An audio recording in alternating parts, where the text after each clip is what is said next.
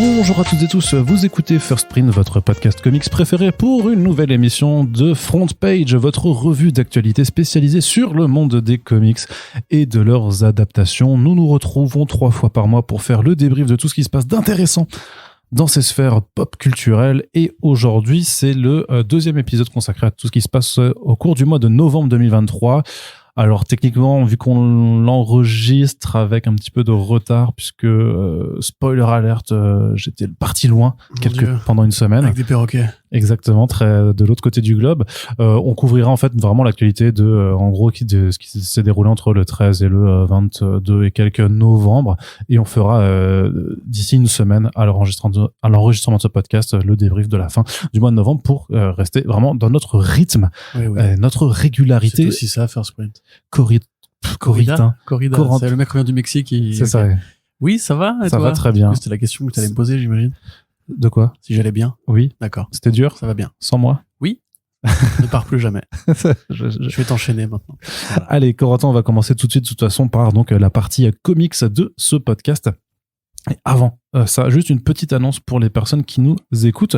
Vous vous rappelez que l'an dernier, le dessinateur coréen Kim Jong-gi nous a malheureusement quitté juste avant de prendre l'avion pour la New York Comic Con, un artiste qui avait fait, d'ailleurs, c'est démarré sa carrière internationale à Strasbourg en 2012, et donc qui était notamment devenu hyper connu des amateurs de bande dessinée et d'art séquentiel en général pour ses fresques faites en temps réel lors d'événements où il était capable de dessiner en fait quantité de personnages et décors simplement de tête, voilà, et de faire des compositions complètement hallucinantes.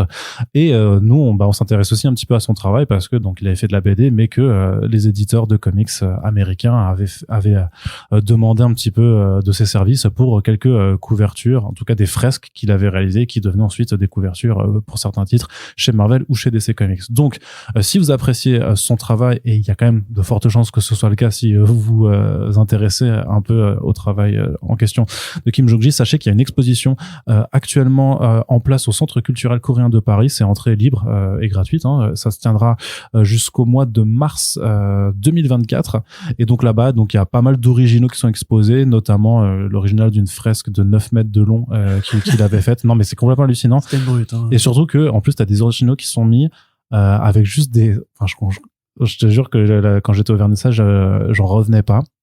Ils sont pas sous verre. Ils sont juste affichés au mur avec des tampons aimantés, on va dire.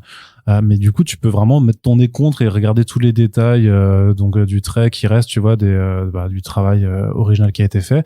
Et je trouve ça hallucinant en fait qu'ils soient pas protégés plus que ça. Mais voilà, enfin du coup, t'as des originaux de planches de BD qu'il a fait. T'as voilà ces fresques. Cette salle avec une fresque de 9 mètres de long qui est complètement hallucinante, et en plus voilà, c'est en libre accès, donc si vous êtes de passage à Paris d'ici maintenant à mars, franchement faut y aller. C'est vraiment un rendez-vous incontournable, et donc vous avez juste à vous rendre donc au Centre culturel coréen qui est près de l'arrêt Miromesnil sur la 13 et la 9, il me semble, donc dans le 8e arrondissement. Voilà.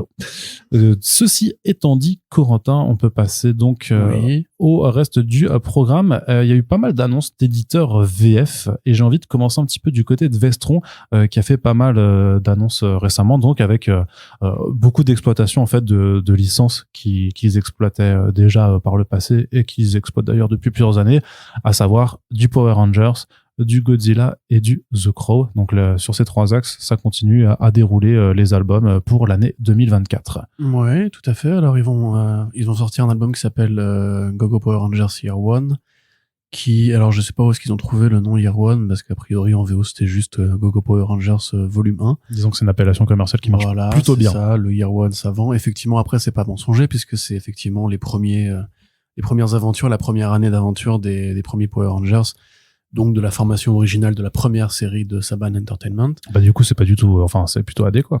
Oui, non, mais absolument, bien sûr. C'était Ryan Parrott, Dan Mora qui avait fait ça il y a 6 ans maintenant. Non, on n'est pas encore en 2024, il y a 5 ans. À l'époque où ils avaient lancé la série Go-Go en parallèle de la série Mighty Morphin Power Rangers. Go-Go, c'est dans le générique Go-Go Power Rangers. Donc c'était une façon pour Boom Studio de déporter la licence sur un autre titre parallèle au premier. C'est sympathique, c'est bien dessiné, c'est Dan Mora, qui fait toujours du bon travail sur les Rangers. À part ça, qu'est-ce qu'ils avaient annoncé l'autre? Alors, il y a la suite de l'intégrale qui apparemment a plutôt bien marché. On sait qu'en France, les gens sont friands d'intégrale, comme on l'a vu pour le Tortue Ninja. Ils poursuivent avec les tomes 2 et 3 l'année prochaine, en début d'année là encore. Ce qui va surtout permettre d'avoir les tomes inédits par rapport à la précédente édition de Glénat Comics. Je pense que c'est pour ça aussi qu'il y a un intérêt qui est décuplé sur, donc, en fait, puisque pour le bref rappel, Power Rangers avait été édité pendant 4 albums chez Glénat avant qu'ils abandonnent la licence faute de vente. Ensuite, ça a été repris par Vestron, sauf qu'ils n'allaient pas rééditer en fait ce qu'avait fait Glénat pour continuer après, parce qu'ils avaient beaucoup trop de retard accumulé par rapport à la VO. Donc en fait, ce qu'ils ont fait, c'est qu'ils sont passés directement à un point de relaunch de la licence Power Rangers chez Boom, qui avait lieu de mémoire en novembre 2019, si je me rappelle bien, où en fait ils avaient divisé les publications en 2 séries, Mighty Morphin d'un côté et Power Rangers de l'autre, sachant que ça leur permettait d'atteindre les numéros 100 plus rapidement et de faire la réunion des 2 titres par la suite. Mais donc voilà, ils avaient proposé ces 2 séries-là comme point d'entrée. Et donc, vu que maintenant, ça fait quelques années qu'ils éditent ça, ils sont en train de finir d'ailleurs un peu cette période divisée en 2. Ils se sont dit, bon, bah maintenant, on a un public installé, on peut leur proposer ce qui s'était passé avant. Donc, il y a eu le premier tome de l'intégrale qui est un petit peu comme le tome 0 des Tortues Ninja, des Tortues Ninja de les comics au départ, quoi. C'est-à-dire de reprendre en un bloc, en fait, tout ce qui avait été édité précédemment. Et ensuite, il y aura donc tout l'inédit qui permettra de faire le pont jusqu'au fameux Power Rangers tome 0, qui était donc leur dernier point d'entrée. C'est ça. Et pour une maison d'édition à qui on reproche généralement les prix, là, c'est vrai que c'est plus intéressant d'avoir tout, d'avoir un album un peu plus épais, pardon, je n'arrive plus à parler. Donc voilà pour les Rangers. Ah oui, j'avais oublié aussi la réédition de Power Rangers Soul of the Dragon, qui avait déjà été édité, là, qui est à nouveau édité, qui est retraduit par le traducteur original des séries télévisées de Power Rangers, pardon. Ah oui, c'est bizarre qu'ils le refassent. Mais c'est parce que, en fait, l'acteur qui jouait le Ranger vert, Tommy, est mort, en fait. Ah oui, Jason David Frank, l'année dernière, je crois, ou cette année. Et en fait, c'est un album qui lui est consacré, qui avait été co-créé en sa compagnie, par Kylie Gins et Giuseppe Cafaro. Ouais, tout à fait. Donc voilà, c'est une histoire qui imagine un petit peu ce que serait devenu Tommy en vieillissant, quand il aurait eu une fille, quand il aurait décidé de raccrocher le casque pour se consacrer à une vie de retraité.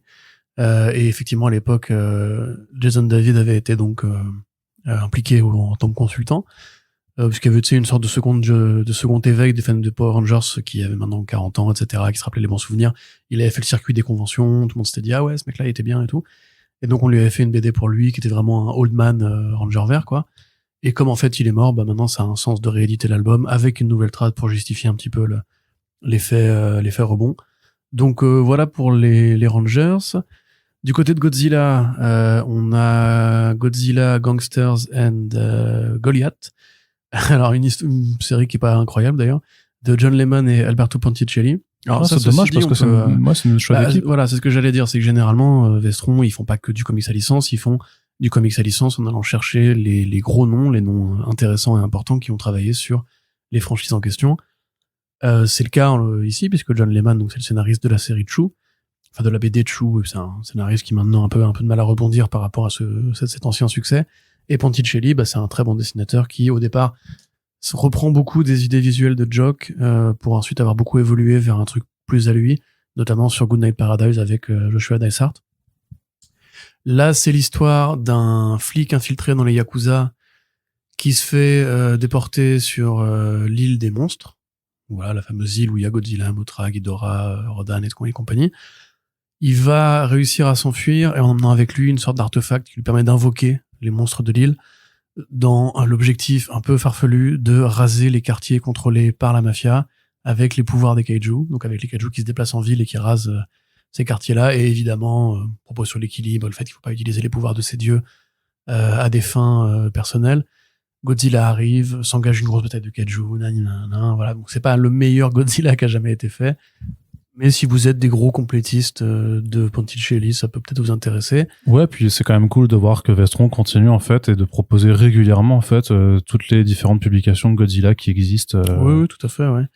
À côté, donc Godzilla Legends, qui là en l'occurrence c'est une histoire anthologique qui va prendre donc un point de vue différent par numéro dans la mythologie de Godzilla et de ses différents monstres.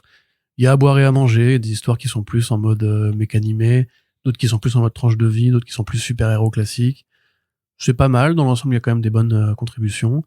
notamment le numéro de clôture, je sais pas s'il est intégré à cet album-là, mais qui était plutôt sympa avec Dina Spiel au dessin. Donc voilà, au global, une bonne offre Godzilla, une bonne offre Power Rangers. Alors pour The Crow, malheureusement, j'avoue, je n'ai pas lu les tomes en question, parce que je suis pas un grand fan de The Crow.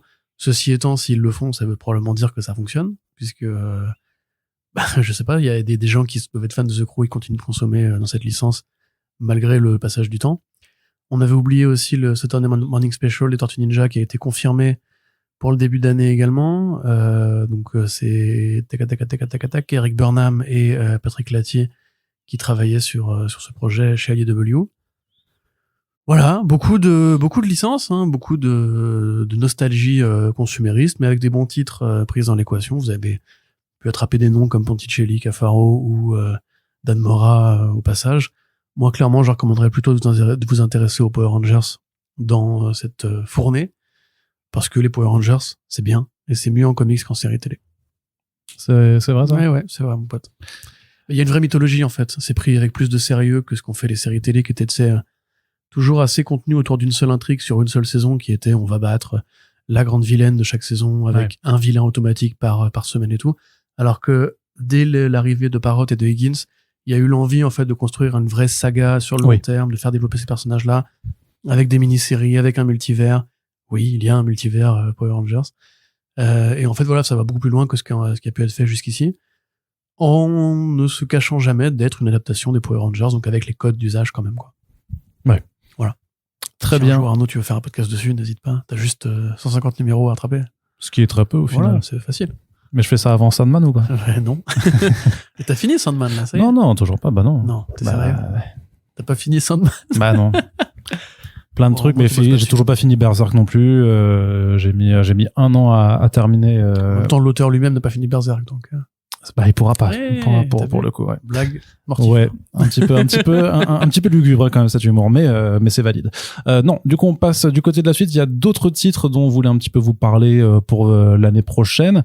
Un aparté juste sur une création franco-belge, mais qui à mon sens peut vous intéresser. Vous savez qu'on aime bien de temps en temps faire des petites incartades dans le programme de First Print. C'est un titre qui s'appelle Gueule de cuir, qui est écrit par Pierre Pével et dessiné par Stéphane Créti. Stéphane Créti que vous connaissez peut-être parce qu'il s'est notamment occupé de dessiner la bande dessinée Masquée de Serge Lehmann, donc qui voilà un truc de super-héros dans les rues de Paris. Et là quelque part on est un peu dans le même registre parce qu'on est dans Paris, mais Paris période Louis XIII.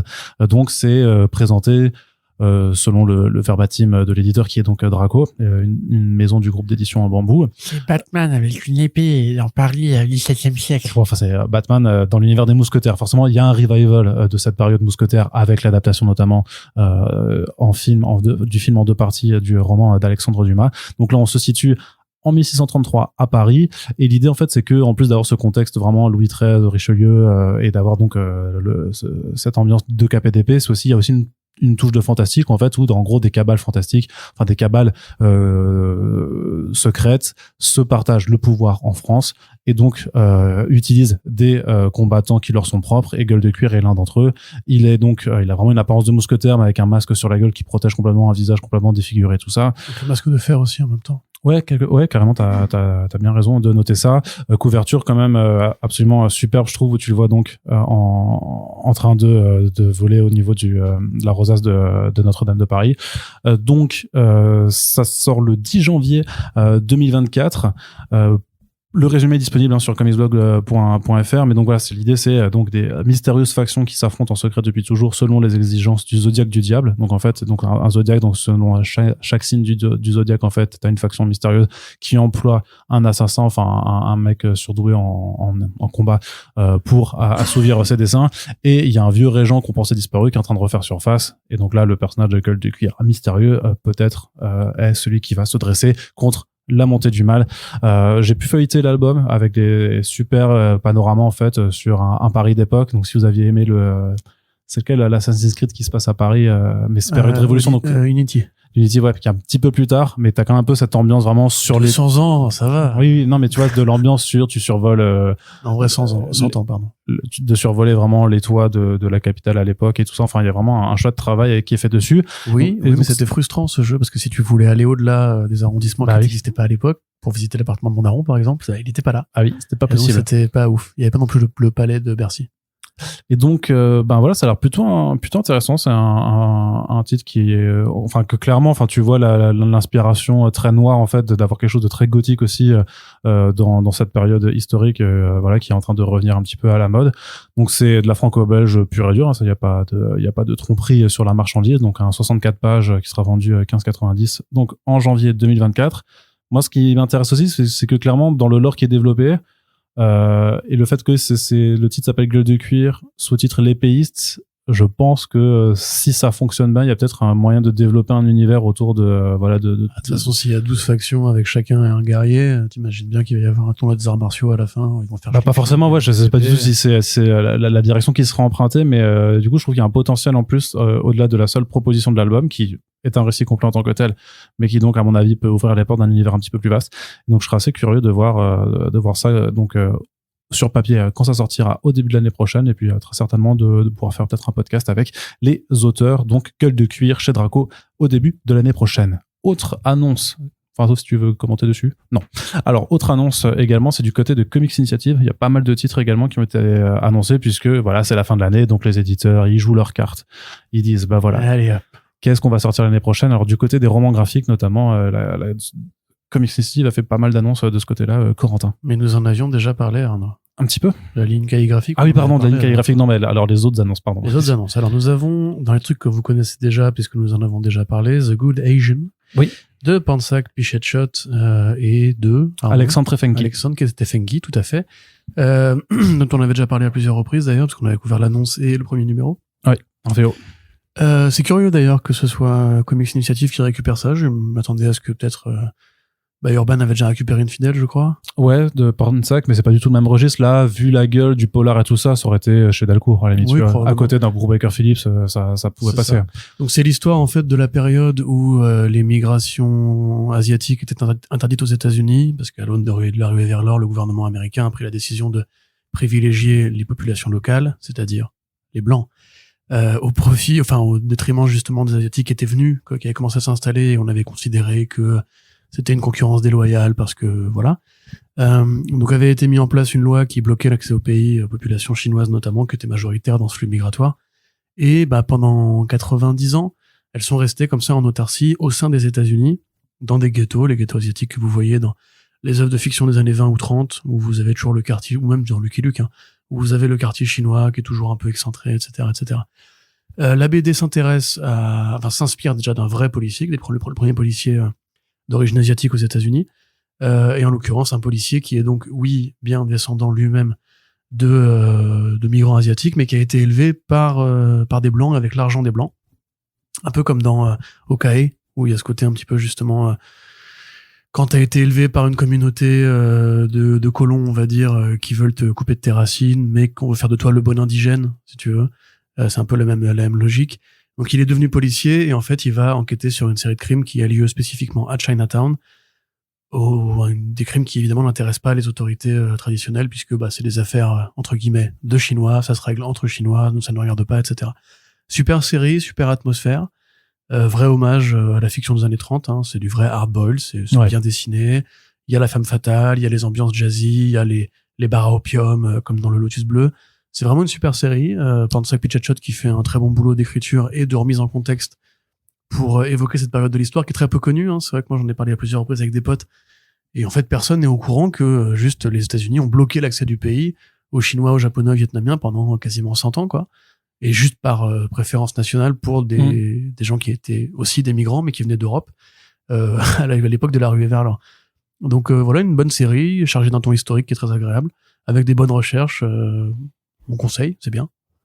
Et l'autre titre, c'est Kings of Nowhere, qu'on avait aussi abordé en actualité, qui est un titre tout autre complètement, puisque là on est vraiment dans un registre avec des êtres des animaux anthropomorphes dans le sens qu'en fait c'est des êtres humains. C'est des humains qui ont muté en Voilà. animaux. En fait, c'est des humains qui mutent en animaux et qui se retrouvent en fait mis au banc de la société lorsqu'ils sont touchés par cette mutation. C'est aussi un projet qui parle un peu de conflit ethnique dans un sens, puisque évidemment, complètement, les singes en question, parce que ce sont donc des singes, les 3 personnages principaux, sont au départ, je crois, tous les 3 des jeunes hommes noirs des quartiers pauvres de Los Angeles. Donc c'est Lo Divino, mais la ville. Oui, oui, voilà. Et puis Dark Mid City, c'est Los Angeles aussi, pour ceux qui n'avaient pas compris. Hein. Voilà. Donc de Los Angeles, Lo Divino. Donc c'est l'histoire effectivement d'un jeune homme qui est le fils d'un truand, qui va effectivement se transformer en chimpanzé. Mais en fait, il garde ses caractéristiques physiques. Hein. Il a toujours une structure corporelle d'homme, enfin de jeune homme, mais il a un physique de chimpanzé, des poils, une queue, etc. Et cette maladie qui est assez fréquente, cette mutation qui est assez fréquente dans cette mythologie-là, fait qu'effectivement ceux qui en souffrent sont mis au banc de la société et vont s'organiser. 3 singes vont former une sorte de bande, vraiment une bande de truands, hein, parce qu'ils se battent, tuer, etc. Et ensuite d'aller se venger auprès du père du héros qui lui-même en fait ne reconnaît plus son fils depuis que c'est devenu un chimpanzé. Série très expressive, très colorée, très jolie, qui avait été financée par un crowdfunding à l'époque. Et ça se sent en fait qu'il n'y a pas un contrôle éditorial qui est très marqué parce que justement au niveau du rythme, au niveau de la séquentialité elle-même, ça sent un peu le projet jeunesse, on va dire, enfin, le premier grand projet personnel pour Saresh, comment il s'appelle? Alors c'est Soroush Barazesh, mais qui prend le surnom de Coterie Inc. Voilà, Coterie Inc, c'est ça exactement. Donc en tout cas très belle, c'est très très joli, les singes sont super expressifs, il y a des vraies bêtes d'idées de design. De toute façon, un singe habillé en humain, c'est toujours une bête d'idée de design. Regardez tout ce qui s'est fait dans ce domaine, c'est génial. Le singe qui a les poils blancs là, avec son jogging bleu rouge blanc, ouais, super cool. Il y a une vraie ambiance de ghetto un peu, ça fait très perspective hip-hop, street, un petit peu film de bande aussi, un peu menace to society. Mais clairement un truc que tu aurais pu voir chez le label en fait 619 à l'époque où ils faisaient encore de l'acquisition de droits chez Ankama. Et même le tome 2 est plus tourné manga parce que t'as toute une grosse partie en noir et blanc qui rend vraiment hommage au manga de Yakuza, au manga de baston et tout. Donc vraiment une super série, je suis content que Comics Initiative l'ait récupéré. Très bien. Et du côté toujours de cet éditeur, il y avait aussi donc d'autres albums comme Kankor, Inuit ou même d'un album de Bernie Wrightson qui a été teasé pour l'année prochaine. Donc clairement diversité éditoriale toujours au rendez-vous chez eux. C'est ça. Bon, rapidement, Inuit c'est une création originale de l'artiste italien avec qui ils avaient fait déjà Locust, comment il s'appelle déjà? Massimo Rossi. Donc c'est l'histoire d'une famille inuit dont la tribu est attaquée et qui va décider de se venger en allant massacrer les poursuivants. Ouais. Voilà, c'est Red Sonja dans le Grand Nord. Sachant que ça doit arriver aussi aux États-Unis, mais ça n'a pas encore été publié, donc on est clairement sur un projet a priori de publication plus ou moins simultanée en fait, en France et aux États-Unis, parce qu'a priori ça a été fait encore en Italie. Ouais. Le Bernie Wrightson, a priori, si on fie à la couverture qui a été utilisée par Comics Initiative pour l'annonce, c'est simplement une collection des inédits que lui avait fait avec Steve Niles, parce que Steve Niles et Wrightson se sont beaucoup rapprochés quand Wrightson était à la fin de sa carrière, on va dire, fin 90, 2000 par là. Et donc voilà, c'est 4 histoires pas forcément courtes d'ailleurs, je crois que c'est 4 mini-séries en fait, c'est un gros bébé en version américaine. Ok, tu m'avais dit quoi d'autre? Kankor, alors là pour le coup c'est complètement descriptible. Qu'encore ça a plus à voir avec Starseeds, on va dire de Globits, dans le sens où c'est de l'expé à la racine, et ça aurait croisé Michael Fiff aussi avec Copra parce que c'est de l'esthétique qui rend beaucoup hommage aux comics des années 90, à Jim Steranko particulièrement, à Steve Ditko aussi, et aussi pas mal aux comics des années 90 dans The Max par exemple, où les structures un peu corpulentes et musclées de ces personnages-là, avec du Jim Starlin aussi. Enfin, les Kankor en l'occurrence, c'est une race en fait d'individus cosmiques qui sont donc reconnaissables à leur masque violet, où ils n'ont pas de bouche, ils ont juste une paire d'yeux vides. On ne sait pas s'ils sont humains, on ne sait pas s'ils sont organiques, robotiques, mais c'est tous des criminels de guerre. Le Kankor principal, ou le Kankor Prime, on va dire, est un traumatisé de guerre en fait. Il est hanté par son passé, on ne sait pas trop ce qu'il a fait. Mais c'est pas vraiment important de savoir ça, puisqu'en fait, dès qu'on va croiser un Kankor, on va rien apprendre sur l'intrigue elle-même. C'est super compliqué à lire d'ailleurs, parce que, bref. Mais c'est de l'auto-édition à la racine, c'est un projet super indé, super exigeant, c'est très beau, très coloré, c'est une vraie rêverie dans l'espace, une étude du traumatisme en anthologie, on va dire. Donc oui, ça m'étonne pas que ça aille chez eux. on va dire. Ils se sont déjà de toute façon c'est une maison d'édition qui maintenant se caractérise justement par l'éclectisme clairement de ses clairement. Propositions et d'avoir justement voilà des trucs on va dire un peu mainstream avec des auteurs qui sont connus et d'autres aussi voilà maintenant d'être allé chercher vraiment dans le comics et la BD approche graphic novel soit underground vraiment expérimental indé donc avec The Rough Pearl par exemple avec Star Seeds comme tu le disais Aussi, ou Verbal Off et maintenant donc qu'encore. Tout à fait. Bon, bref, voilà, lisez ça, c'est bien. Bah, on verra. De toute façon, on vous en reparlera forcément à chaque fois, vu que c'est une maison d'édition qui a priori changera pas son modèle, c'est-à-dire de faire toujours du financement participatif en termes de campagne de précommande pour aussi avoir des éditions un petit peu plus belles et des tas de bonus. Et puis, bah ma foi, je pense qu'on se reverra prochainement avec l'éditeur pour faire un petit peu le bilan, un de ces traditionnels formats bilan perspective, puisque bien entendu, ça arrivera là entre décembre et janvier 2024. On va essayer d'avoir à peu près ou presque tout le monde, histoire d'avoir ces petits rendez-vous auxquels vous êtes habitués depuis le lancement du podcast. Ensuite, quand même, pour terminer cette partie VF, et on mentionne un peu de polar, et donc forcément, quand on dit polar, on dit Polar. non, mais quand on dit polar, Oui, on comics, dit Polar. Polar. C'est une BD, Polar. T'as pas la référence. si, Des de BD. Victor Dos Santos. Exactement, mais, qui a été fait en film avec Mads Mikkelsen. Oui. Voilà. Mais du coup, si tu voulais bien marcher, Mais non, je suis assis. Qu'est-ce que j'ai envie de te casser les couilles. T'es parti, tu m'as abandonné. Voilà, c'est fini. Donc Arnaud, si on dit Polar. eh ben moi je dis Brubaker Phillips. Eh ben voilà. Connard. Putain. Et puisque on sait, sans aucune surprise, que le prochain Brubaker Phillips T'aimes pas Victor Dos Santos, en fait. arrivera chez Delcourt. J'ai absolument rien contre Victor Dos Santos. J'avais lu Violent Love que j'avais pas trop aimé par contre, tu vois. Voilà, donc Mais je sais pas s'il était au scénario Eh ben, bravo. de celui-là. Donc là où gisait le corps, Where the Body Was de Brubaker Phillips, qui est déjà annoncé pour le printemps prochain. Pourquoi ils ont traduit chez Delcourt. Mais parce que parfois ça se traduit pas. Tu vois, genre Reckless, ils ont pas traduit ça par Sans Pitié, tu vois. Mais parce que Reckless, pardon, ça veut pas dire ça Reckless. Si, ça veut dire ça. Que ça veut dire Reckless. Reckless c'est Qui fait casse-cou. pas attention. Ouais, c'est plutôt casse-cou, mais Reckless c'est son nom de famille aussi, non? Ouais, mais genre. Bah non, bah alors donc ferme ta gueule. Ouais, t'as raison. Merde, bien joué. Fondu au noir, ouais, criminel. Ils ont pas traduit, ils ont pas dit que tu pas des criminels. Oui, mais parce qu'il y en a, ça appartient. Donc, alors, Arnaud, c'est quoi Where the Body Was? Bah je sais pas, je l'ai pas lu. Ah ouais, moi non plus, parce que c'est pas sorti encore. Oui, c'est vrai. Ça sort le 13 décembre en version américaine, chez Image Comics, comme d'habitude. Format roman graphique, comme d'habitude. Quand on a eu la chance de rencontrer Monsieur Phillips, qui nous avait un petit peu expliqué le projet, c'est un roman oral, on va dire, où on va suivre, par le prisme d'un détective qui restera a priori anonyme, les différents points de vue sur un crime qui a été commis récemment dans une petite banlieue résidentielle. Un peu façon Desperate Housewives. Et le quartier un peu mal famé de cette banlieue résidentielle. Donc on va avoir droit, alors vous avez montré la carte, rappelle-toi, la carte Oui. vraiment dessinée comme un plan de ville à flanc de falaise, on va dire. On va avoir droit donc à une vraie carte urbaine aussi avec machin, etc. Différents profils, différents individus, des destins croisés en fait. Dans une sorte, enfin j'imagine que ce sera plus une sorte de satire sociale qu'une vraie enquête traditionnelle. Comme souvent le polar peut interroger les conventions du moment ou l'idée d'un quartier ou d'un endroit, etc.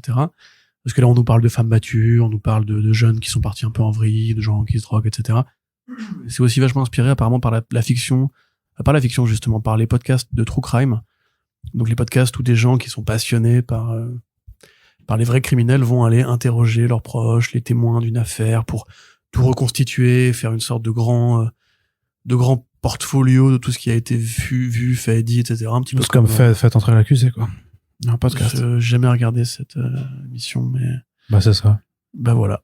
Bah du coup, ce sera le Fait entrer l'accusé de Brubaker Phillips.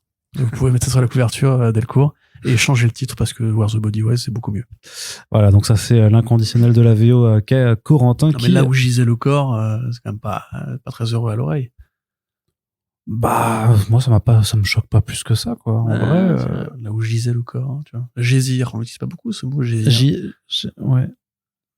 Je sais pas, j'ai pas d'avis sur la question en fait. Ça m'a pas forcément frappé et je conçois que tout un titre en anglais sur une population française dont l'anglais n'est pas forcément le fort, faut quand même le dire. Hein, c'est pas et ça peut être un frein aussi, vraiment.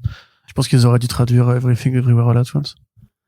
Partout, tout le temps et au même moment. Non mais parce que mais tu sais bien qu'il y a des titres parfois anglais même qui sont adaptés dans une autre dans un autre titre en anglais, simplement pour avoir une sémantique qui est plus simple, et qui est plus comme tu sais les Happiness Therapy, qui est pas du tout le The titre. Silver Linings Playbook. Voilà, tu vois. Tout Mais à fait. parce qu'il y avait. Oui, mais je trouve ça bizarre aussi, remarque. C'est toujours bizarre, mais faut juste te dire que ceci, en fait, clairement, ton film ou ta BD, tu veux la vendre, et sachant que c'est du comic, sachant que c'est du polar, sachant que t'as ce problème qu'on connaît très bien maintenant, C'est avec, comme That Texas Blood qui était traduit en Texas Blood. ouais, mais parce que le ZAD, justement, ouais. pourquoi, tu vois, mais parce que le ZAD, genre, on va dire que dans l'idée, c'est que le français moyen, qui va en librairie, connaît pas forcément, tu vois, que ça va le bloquer. Je sais pas, j'ai pas la clé de. Je sais, c'est pas grave, je voulais pas forcément lancer un débat. Hein. J'essaye de voir d'autres exemples où parfois ça a été traduit, parfois ça ne l'a pas été, tu vois. Ah, et j'ai pas de. Mais non, t'en as pas, du coup. J'ai pas d'exemple, mais je veux dire, c'est pas nouveau, quoi. C'est vrai. C'est pas nouveau. Non, je suis d'accord, c'est pas nouveau. Donc, l'important, de toute façon, c'est que ici, a priori, entre toi et moi et celles et ceux qui nous écoutent, a priori, Ils ont traduit Fondu au noir. mais c'est Fondu au bien, noir. Fondu au noir, tu vois. Ouais, c'est bien. The Fade Out, ça marche aussi. Enfin, Fade Out, c'est super chouette. Et Fondu au noir, ça Après, marche très les bien aussi. deux quoi. renvoient au même terme. Oui, c'est sûr, ouais. Aussi, donc, Je sais- ouais, c'est bas, hein. Écoute. Eh ben, Dieu. Faudrait voir, en Voilà, fait. voilà. Après, c'est vrai, est-ce que c'est le traducteur qui propose de traduire le titre, ou est-ce que c'est une demande du directeur de collection, donc de Thierry Mornay, pour avoir, ou peut-être même du département marketing, ou encore au-dessus, tu vois, Night Fever, ils l'ont pas traduit. c'est vrai que Night Fever l'ont pas traduit non plus. Fièvre nocturne. Ou alors la fièvre de la nuit. Non, ça marchera pas. Fièvre Fièvre nocturne, ça nocturne de la marche. nuit. C'est plutôt sympa, Fièvre nocturne, tu vois, moi j'aime bien. Ah, ça fait un peu film français des années 70, quoi. Ouais, mais Fièvre nocturne. Fièvre Tu vois, nocturne. un truc comme ça. Franchement, moi je trouve que ça peut Coup de passer. mais bon. saxophone derrière. Tout à fait. Bah, clairement, Where the Body Was, ce sera à lire. Ouais. Par une nuit En pluvieuse. écoutant Arnaud sur Twitch. Avec un, voilà, En c'est train ça. de putain. saxophoner. Il Un fait jour. plus ça, d'ailleurs. Un jour peut-être, je le referai. Corentin, du côté de la VO maintenant. Oui. Eric Powell qui fait bien revenir The Goon en 2024. Et Corentin soupire. Non, mais c'est les news que tu mets. Il y a rien de spécial à dire. Il fait revenir The Goon en 2024. C'est une histoire de The Goon avec son pote et ça se passe à Lonely Street puisqu'il est revenu dans la ville sans nom. Voilà. Eric Powell, The Goon, 2024. Ça revient et ça sera sûrement chez Delcourt ensuite. Voilà. Il a son label chez Dark Horse maintenant. Il est content. Ah bah oui, c'est l'anniversaire en plus de The Goon l'année prochaine. D'où l'idée justement du retour à la maison qui est sanctifié avec cette série puisque métaphoriquement aussi Eric Powell est revenu à la maison. Et ça, il revient à Lonely Street. Voilà, et dans le même temps, Powell revient chez Dark Horse après avoir été quand même quelques longues années chez Albatros Funny Books. Le Goon va bien, c'est pas la première fois qu'il revient de toute façon. Il y a eu, je vais pas vous spoiler, mais il y a eu tout un narratif sur le fait que le Goon était parti en quête spirituelle, on va dire, à la recherche de qui il était, de qu'est-ce qu'il faisait là. Probablement comme, encore une fois, Powell lui-même, hein. Il y a toujours une idée de la crise de la cinquantaine, on va dire. Dans les séries The Goon modernes, là il revient à la maison, donc il faut qu'il réapprenne un peu aux bandes locales que c'est lui le patron, quoi. Donc ça va péter des gueules de vampires, ça va péter des gueules de monstres marins, ça va péter des gueules, ça va poignarder des yeux. Pourtant, on poignarde toujours les yeux dans les comics de Goon. Puis voilà, c'est bien. The Goon 25 ans. C'est ouf, hein. C'est 25 ans de comics et a priori ça ira peut-être aborder un petit peu le passé des personnages parce que tu vois sur une des couvertures de Powell que t'as les versions enfantines en fait. Ouais. Bon, ça après c'est fait depuis un bail. Hein. Ouais, il l'a fait, ok. Donc, The Goon, Them That Don't Stay Dead, tu vois ça? Est-ce que tu le traduis ou pas? Ceux qui restent morts, ceux qui ne restent pas morts. Ceux qui ne restent pas morts. Ceux qui refusaient de mourir. Ceux qui refusent ça, à de la mourir. limite, mais une métaphore, enfin, au niveau méta, c'est pas mal, comme nous. Ouais. Parce que vu que la série est encore là après 25 ans. Ça arrivera donc chez Dark Horse en mars 2024. Et Il a sorti l'interview de Powell, au fait? Mais bien sûr. Ah bon, j'ai pas fait. Alors, oui, on a interviewé, on a eu le plaisir de rencontrer Eric Powell. D'ailleurs, c'était dans les locaux de Delcourt qu'on avait fait l'interview. Et oui, c'est en ligne depuis un bon mois, même plus. Parce que c'était c'est Jeff Lemire que t'as pas sorti encore. Voilà. Non, il reste là, dans les interviews qui arrivent. D'ailleurs, tout prochainement, à l'heure où on met ce podcast en ligne, il y a Joe Kelly et Ken Nimura et Jeff Lemire. Donc, deux Super Friends VO qui arrivent là, qui sont extra. Je suis très content de les sortir et qui s'ajoutent du coup à un palmarès 2023 absolument. Ouais, tout à fait. Assez incroyable. Ils ont traduit Immortal Sergeant. C'est-à-dire? Est-ce qu'ils ont traduit le Sergent Immortel? Ah non, c'est Immortal Sergeant. Ok. Bah, de la même façon que, non, mais voilà, très bien. Par exemple, sur cet exemple, I Kill Giants, quand ça a été réédité chez iComics, c'est resté I Kill Giants, alors que quand Soleil avait tenté de le publier la première fois, c'était Tueuse de géants. Tu vois? Ouais, mais après, ouais. Bah non, bah Ouais. vraiment, donc c'est vraiment en fonction des cas, mais clairement, tu vois, mais oui, mais je veux dire, chez iComics, ils traduisent pas les titres. C'est The Savage Shores, c'est resté The Savage Shores, Alienation. Rivage sauvage. Non, c'était pas Alienation, ça c'est un jeu vidéo. Alienation, Alienated. Alienation, voilà. Ouais, bah, Alienation. aliéné, ça aurait pas été Ouais, non, mais un autre sens, je pense, peut-être. Mm. Et oui. donc, je disais que du côté de la VO, maintenant on continue. Chez Marvel, le point Marvel, ça devient difficile en plus, je trouve, à chaque fois le point Marvel, parce que leurs annonces, enfin, c'est fatigant, quoi. Tu dis, Tu veux pas qu'on passe dessus, à la limite bah non, parce que ça reste important d'en parler quand même, parce que tu peux pas non plus ne pas parler, en fait, de ce que fait le leader du Si, marché. tu peux, regarde. Là, moi, voilà. Pas envie d'en parler.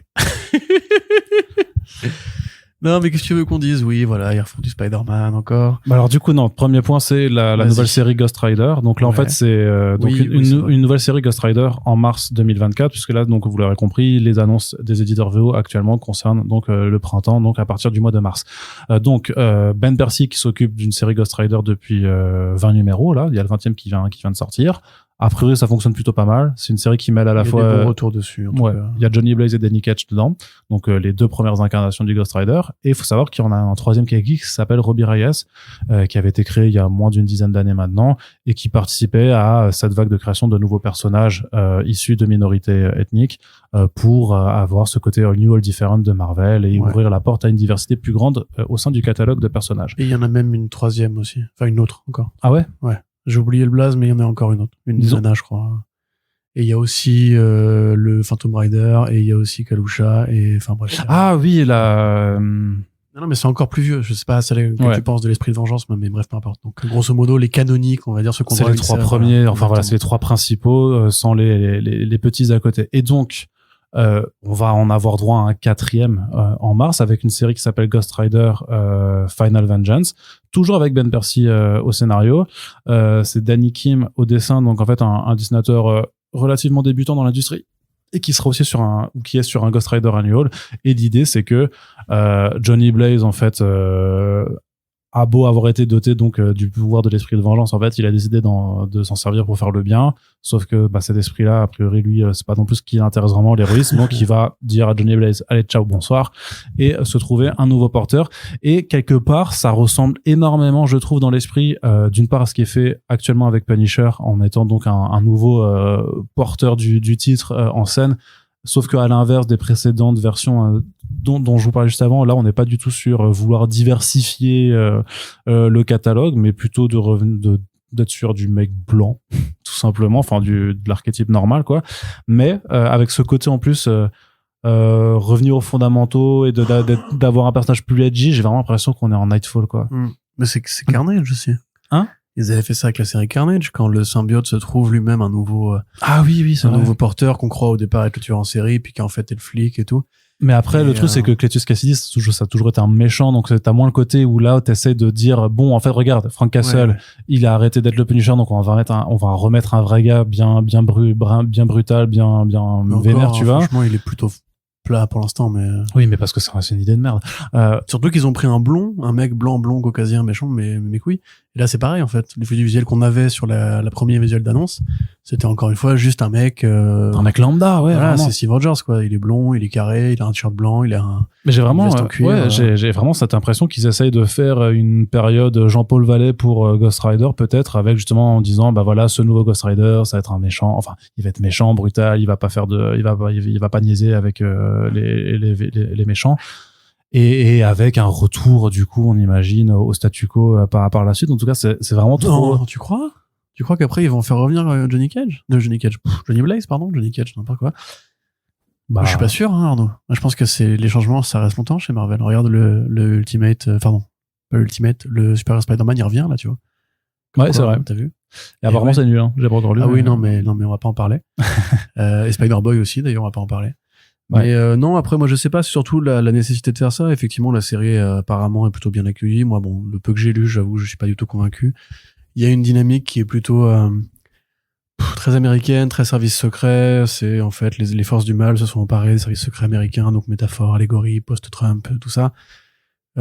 Ketch, qui, lui, de là où je m'étais arrêté, hein, c'est-à-dire l'édition française, était plutôt en train de passer dans le camp des méchants, de se faire manipuler par une sorte d'organe complexe militaro-scientifico-industriel, etc. Enfin bref, au moins il y avait une direction originale qui était donnée au titre avec les deux frères. J'ai des bons souvenirs moi de la période Robbie Reyes par exemple avec Tradmoor. Tu vois, je sais pas pourquoi est-ce qu'il y a encore besoin d'inventer un nouveau Ghost Rider, il y en a déjà pas mal, dont certains qu'on n'a pas tant vu que ça, la fameuse année de la vengeance où on s'est dit tiens, et si on allait explorer le passé, voir qui d'autre a été un rider et tout, au final ils n'en ont rien fait du tout. Et en plus c'est encore une fois le même scénariste qui va faire la suite de la série avec un nouveau dessinateur, donc nouveau numéro 1. Et t'as envie de dire mais arrêtez, ça pourrait juste être un run avec juste l'artiste qui change, comme ça peut être le cas sur plein. Mais c'est ça. Et puis tu fais, enfin, tu veux dire que les cover artists sont là aussi pour faire le taf. T'as aussi un travail de maquettiste qui est là, donc c'est pas compliqué de mettre un nouveau new entry point sur ta couverture, de faire un peu de pub et tout ça, plutôt que de vouloir relancer artificiellement la machine. Surtout que là, clairement, a priori, on sera quand même, vu que c'est le scénariste aussi, dans une histoire où techniquement, si t'as pas lu ce qui s'est passé avant, je pense que c'est moins bien, c'est moins intéressant. Donc pourquoi ne pas rester sur une ongoing, surtout après seulement 21 numéros, de dire, en fait, le numéro 22, c'est un nouveau point d'entrée.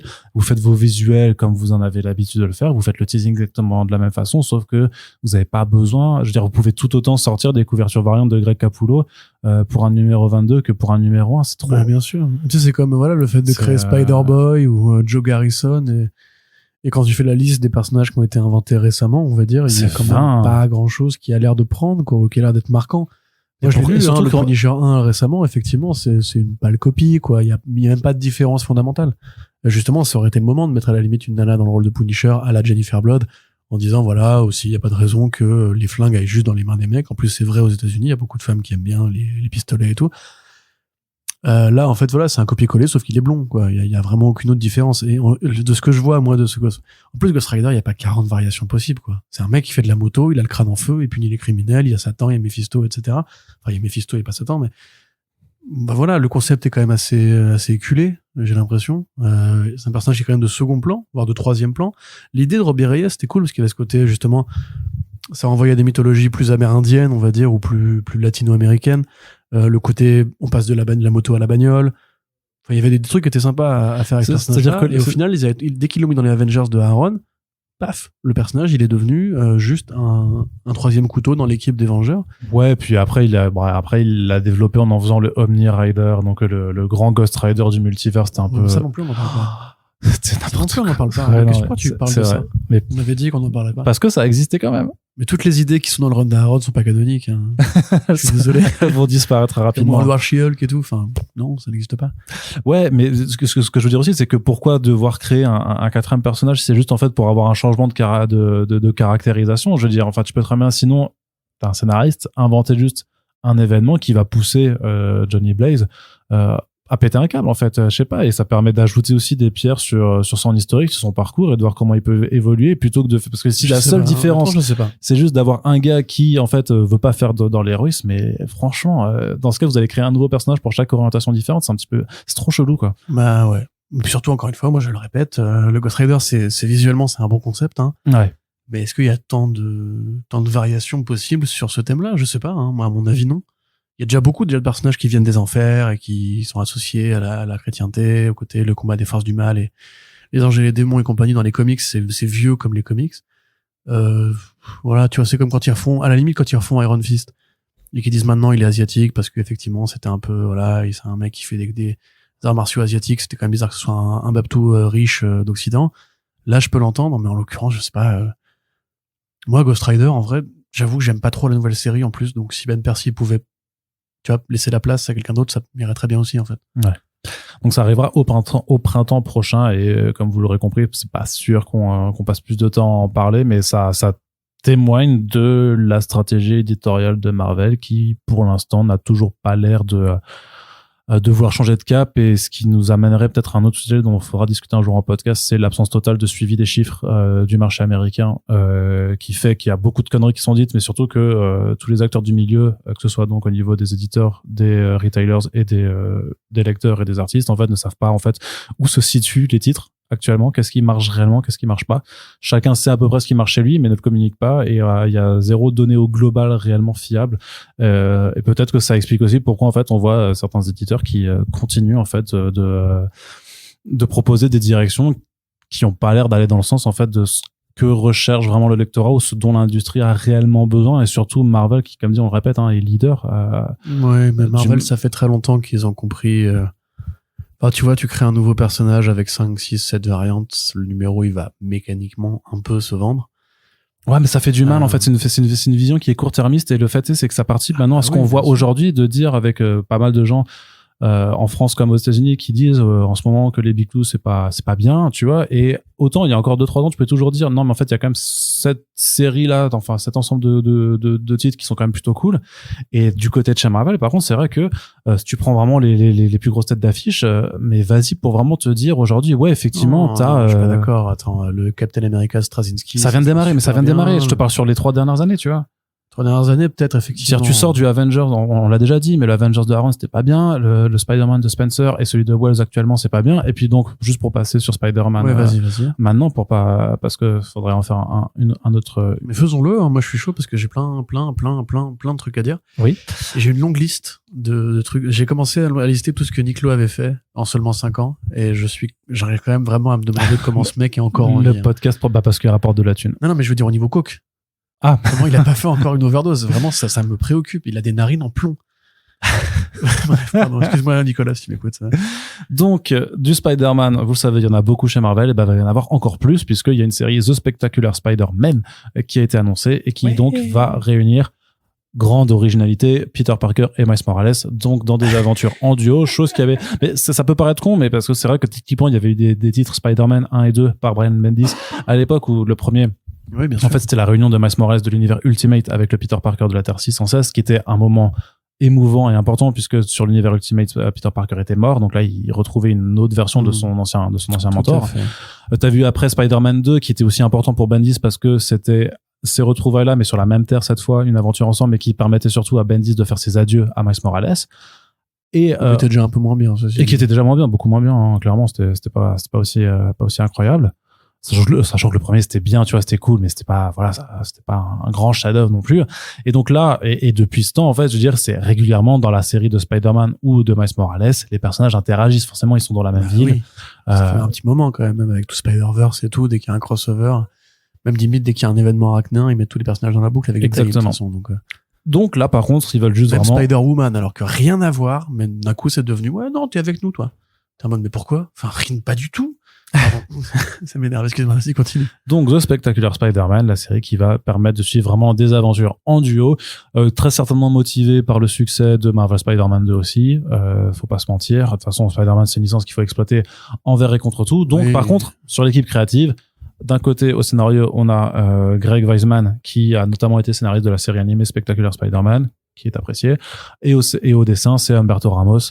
Là aussi, un des grands noms sur Spider-Man. Si, c'est... Bon, on l'a beaucoup vu quand même. Oui, non, mais je suis d'accord, mais c'est un grand nom, il est très apprécié, on comprend pourquoi ils veulent le remettre là-dessus.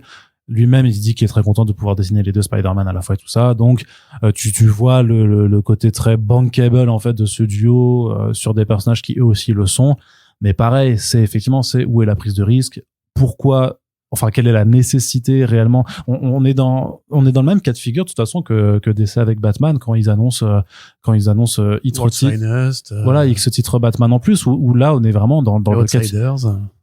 Techniquement, c'est sur l'absence de Batman. Ouais, mais c'est Batman et les Outsiders au départ. C'est pas Outsiders tout court. Ils le lancent parce qu'ils savent très bien que les gens qui ont lu Outsiders à l'époque, on va y aller, tu vois. Ouais, mais pour le coup, c'est une direction un petit peu différente. Mais ce que je veux dire, c'est que là, on est vraiment dans le cas de figure de DC, début des New 52, quand ils annoncent en simultané 4 titres Batman directement, tu vois. Enfin, c'était Batman et Robin, Detective Comics, Batman et Batman The Dark Knight. Et là, j'ai l'impression qu'on est dans le cas du Batman The Dark Knight. Mais oui, et c'est d'autant plus curieux qu'il n'y a pas je suis désolé, mais je n'arrive pas à comprendre. Il n'y a pas de nouvelle série régulière Spider-Gwen.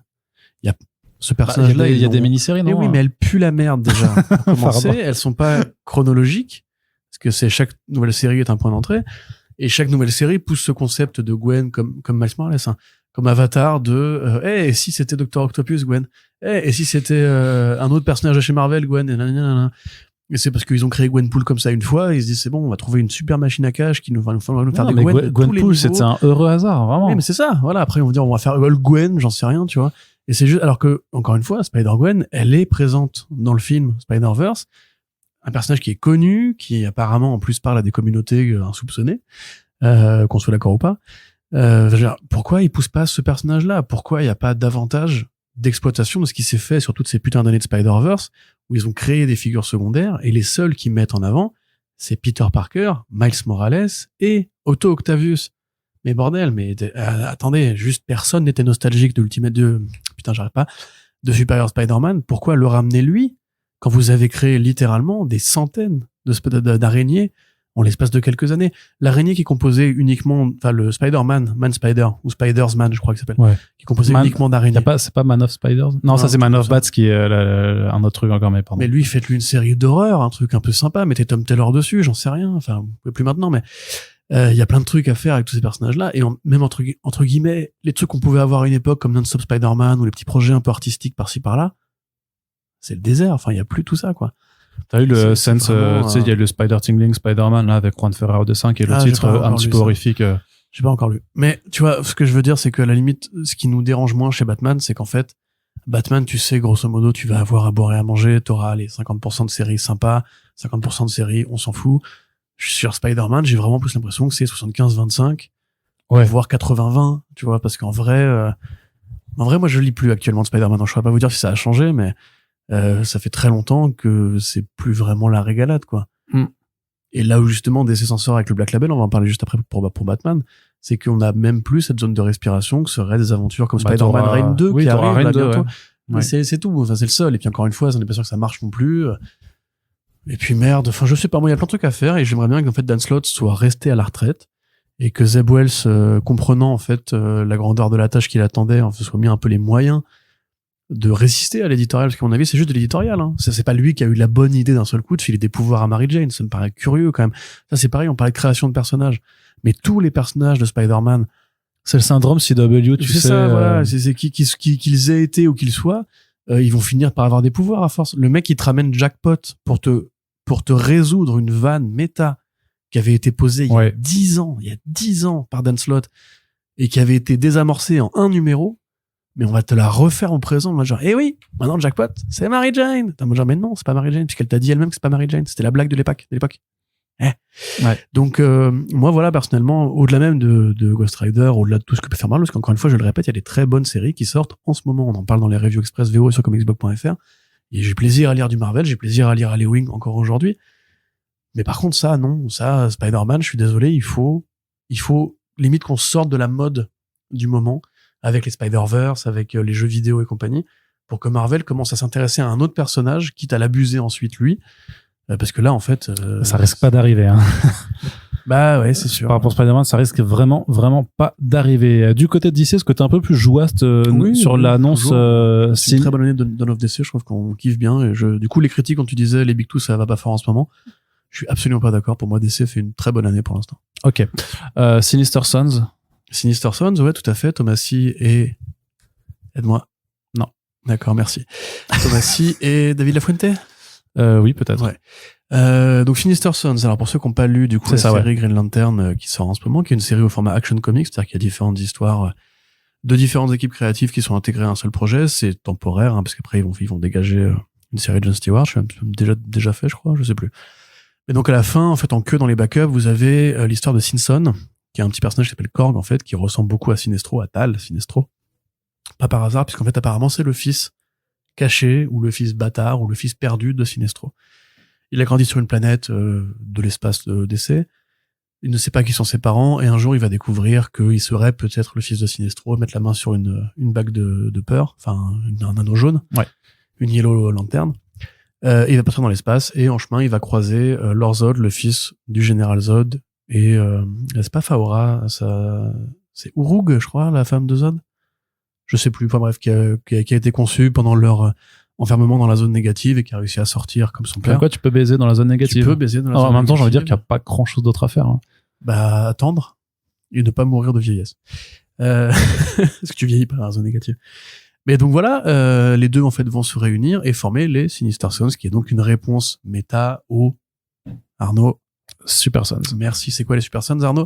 C'était la série, une des séries phares de l'époque Rebirth, qui mettait en scène John Kent et Damian Wayne, donc les fils biologiques de Superman et de Batman. C'était frais comme pas possible, c'était joyeux. Exactement. C'était porté donc par Peter Tomasi, qui forcément on voit pas forcément, mais qu'il avait déjà montré que Batman et Robin en fait est très doué pour parler de la Superman. Oui, Superman, pour parler de la parentalité en fait dans les enfin avec des personnages donc de jeunes parents qui arrivent à exprimer ses propres doutes, ses propres joies en fait dans les comics avec ces personnages, et donc là qui va s'essayer visiblement donc à l'exercice avec le côté et si mes gamins c'est vraiment des sales gamins. Exactement, et tu sens clairement en fait que DC a voulu faire plaisir à Tomasi, qui on le sait a un parcours éditorial de très très longue date dans l'industrie, qui est un mec qui est très respecté, qui bosse régulièrement avec DC, il était là à chaque quasiment relaunch, hein.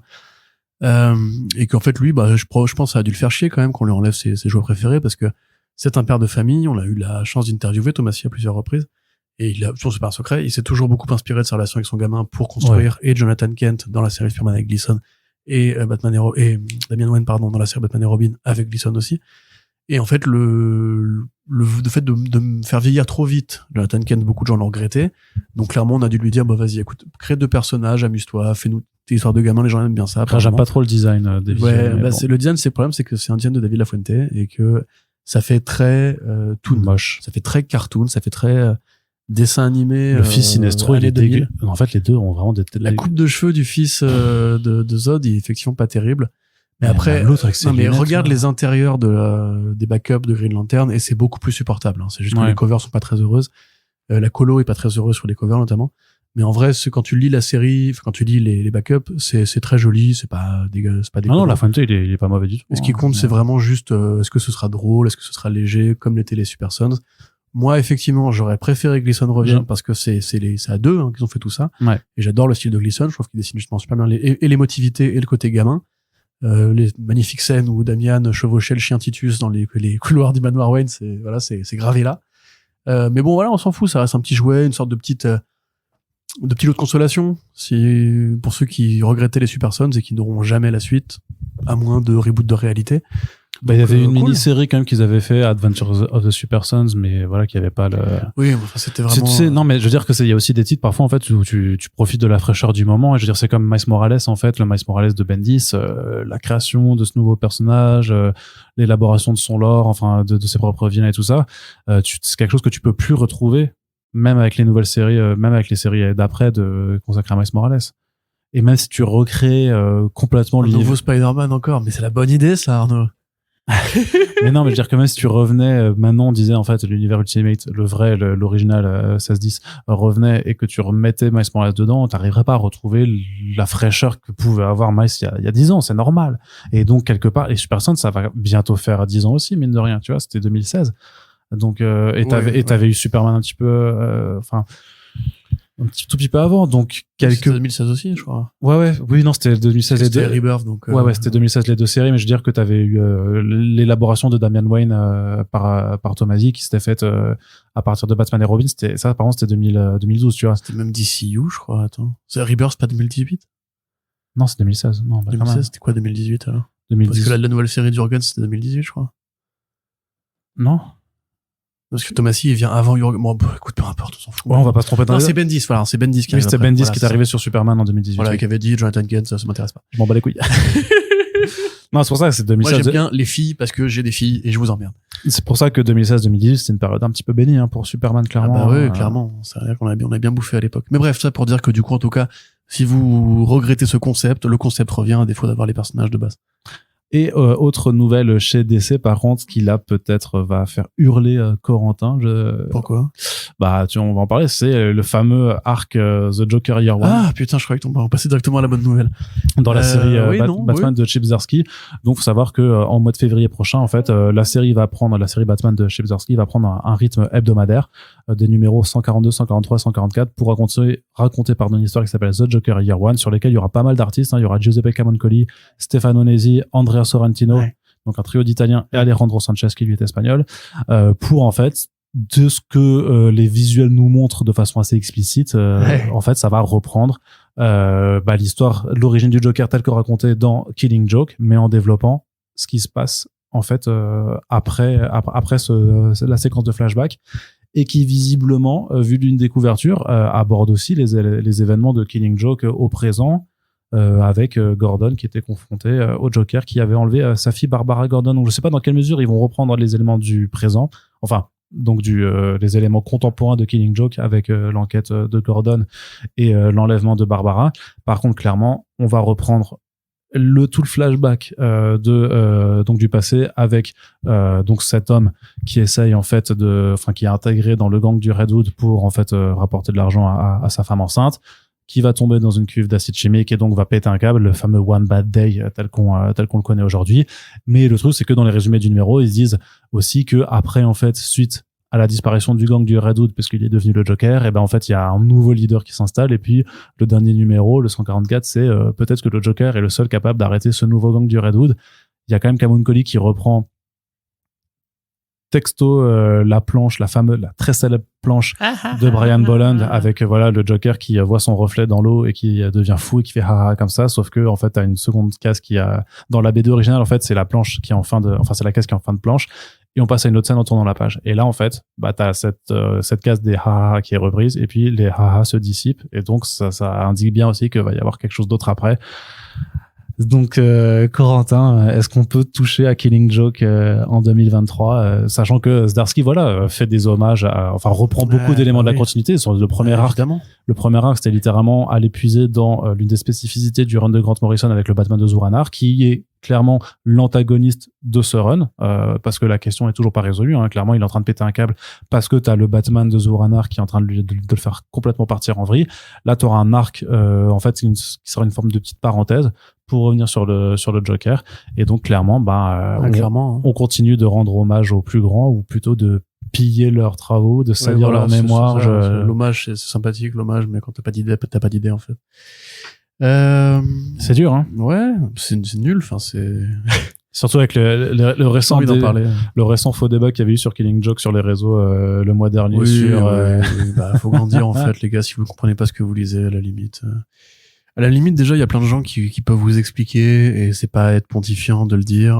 Moi, quand j'étais petit, j'ai vu plein de grands films que j'ai pas compris, aux côtés desquels je suis passé. C'est en grandissant, en faisant l'acquisition de connaissances et de clés de lecture qu'on revient ensuite à Killing Joke, qu'on essaie de comprendre qu'est-ce qui a été fait, en comprenant que c'était très original à l'époque. Il n'y avait pas encore eu tout ce qui a été fait avec le Joker ensuite.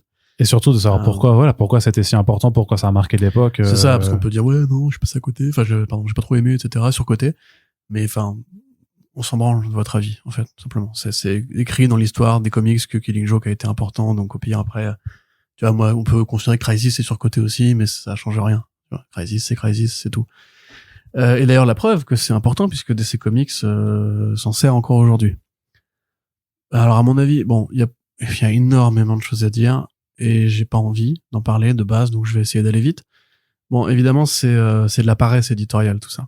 C'est-à-dire que, encore une fois, on va se greffer à un chef-d'œuvre qui a été fait avant, pour rappeler à des images du passé, pour utiliser le nom d'un homme qui a compté beaucoup plus que la plupart des scénaristes de comics depuis que lui il est parti. C'est exactement ce qu'avait fait Geoff Johns avec Doomsday Clock. Et quand on voit le résultat que ça a produit, peut-être qu'il fallait pas, en fait, faire ça à l'époque. Je suis désolé de rappeler ce souvenir à plein de gens, mais Doomsday Clock, ça a été bâti sur les ruines de Watchmen. Enfin, les ruines sur le cimetière de Watchmen. Et c'était de la merde, pour commencer. C'était pas bien, c'était pas Watchmen, c'était juste la réponse d'un imbécile qui s'est dit, ouais, mais Alan Moore, il aime pas les super-héros, alors que moi, si, donc non, je suis pas d'accord. Qu'il a tort avec Superman et tout. C'est littéralement le message à la fin. Il faut mettre Superman dans la continuité Watchmen, et d'un coup, le monde est sauvé. Non, mais c'est horrible. L'intention, non, je te parle de l'intention. Je trouve que l'intention n'était pas déconnante d'expliquer pourquoi. L'idée était philosophiquement plutôt rigolote par rapport au fait que Watchmen, c'est l'œuvre qui a tué, on va dire, les comics de super-héros, en disant que ça ne sert, avec ce côté nihiliste du message de dire les encapés ne servent à rien. Donc le côté vraiment tout ce qui a déconné dans l'univers DC, pourquoi ils sont tous sombres, pourquoi ils sont tous nuls, pourquoi il manque plein de trucs, en fait ce sera à cause du docteur Manhattan qui incarne l'idée nihiliste de Watchmen là-dessus. C'est ridicule comme idée. C'est pas déconnant, je veux dire, après on aime ou on n'aime pas, chacun son goût, mais sur le papier c'est pas déconnant de l'avoir pensé. C'est déconnant, bien sûr que si. Moi je trouve pas. Il dit qu'il part dans un autre univers pour créer de la vie. Ce qui aurait pas été déconnant, ça aurait été que ce soit lui qui crée l'univers DC avec la main bleue. Mais il joue, mais il joue avec quand même. Mais c'est pas arrivé. Ouais. Voilà. Et donc, de toute façon, on n'est pas d'accord. On n'est pas d'accord surtout là-dessus. Parce que tu as tort. Peut-être. Mais on est chez DC, donc c'est un peu bizarre. Mais vas-y, continue. Donc ça, voilà, c'est à la fin, peut-être commencer à comprendre, en fait, que justement, si moi, par exemple, je te dis demain, Arnaud Kikou, on va faire un film Avengers, et dedans, il y aura le vilain de Citizen Kane. Parce que tu comprends, les gens, ils sont nostalgiques de Citizen Kane. Tu te dirais, mais déjà, Orson Welles, il a rien demandé, donc foutez-lui la paix à la limite. Et ensuite, pourquoi? Enfin, qu'est-ce que c'est que cette connerie? Ou alors, tu sais, on va faire un crossover entre Star Wars et Marvel, et Thanos, il va venir se savater avec Dark Vador. Mais en fait, il y a une volonté chez les gens qui détiennent ces licences. Qui détiennent ces licences de capitaliser sur ce qui a marché autrefois. On le sait, ça fait 20 ans que DC propose à Brian Bolland de faire une suite à Killing Joke. Il l'a évoqué à plusieurs fois en interview. Ils lui ont dit, fais-nous un Killing Joke 2, comme pour Frank Miller, fais-nous un Dark Knight Returns 2, un Dark Knight Returns 3, Mais et ensuite fait, Dark Knight Returns 4. Et si on peut encore après en faire des petits spin-offs par-ci par-là, c'est encore mieux. Parce que c'est simplement, voilà, c'est la logique de merchandising classique. C'est comme justement pourquoi Disney continue à faire des Star Wars dans le présent. Pourquoi est-ce qu'il continue à y avoir autant de films Marvel dans le présent? Parce qu'une fois que tu tiens une franchise qui marche, tu n'as plus de risque à la réutiliser. Sauf que Killing Joke, c'est pas une franchise, c'est une histoire. Une histoire qui a un début, un milieu et une fin. Quelle fin? Voilà, le but de Killing Joke, c'est justement d'avoir cette fin ouverte où on ne sait pas si Batman tue le Joker. On ne sait pas si, en fait, Batman va un jour sortir de sa spirale destructrice avec le Joker. On ne sait pas si eux-mêmes en prennent conscience à ce moment-là quand Joker tombe le masque et, en fait, ne joue plus le rôle du fou. Et dit juste, c'est trop tard pour moi, en fait, il me reste que ça, en fait, tu vois, tu comprends, tu le sais, il ne nous reste que ça à toi et moi parce qu'on a eu cette mauvaise journée et qu'en fait, on est amené, effectivement, à s'entretuer un jour. Donc déjà, faire une suite à ça, c'est stupide. C'est littéralement comme faire une suite à Inception et dire, ah, la toupie s'est arrêtée de tourner. Voilà. C'est bon, vous avez la réponse. Et t'as envie de dire, mais non, c'est complètement con. Et tout le principe, c'est justement qu'on ne sait pas, le truc, ça qui est intéressant, qui est agréable.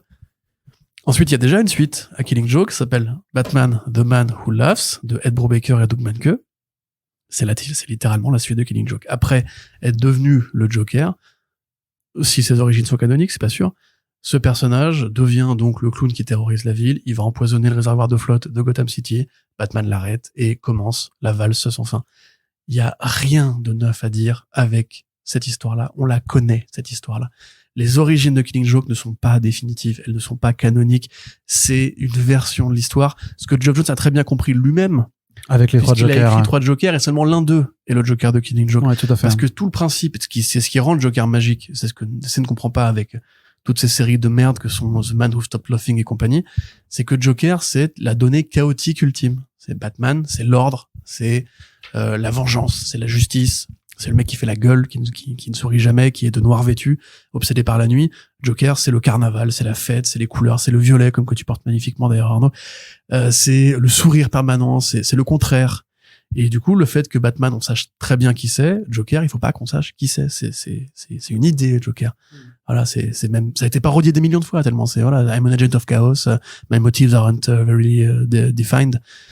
Donc déjà, considérer que l'origine de Killing Joke, elle est canonique, c'est vraiment comme, encore une fois, dire que Dark Vador, c'était un ado pleurnichard qui cassait les couilles par rapport à sa daronne.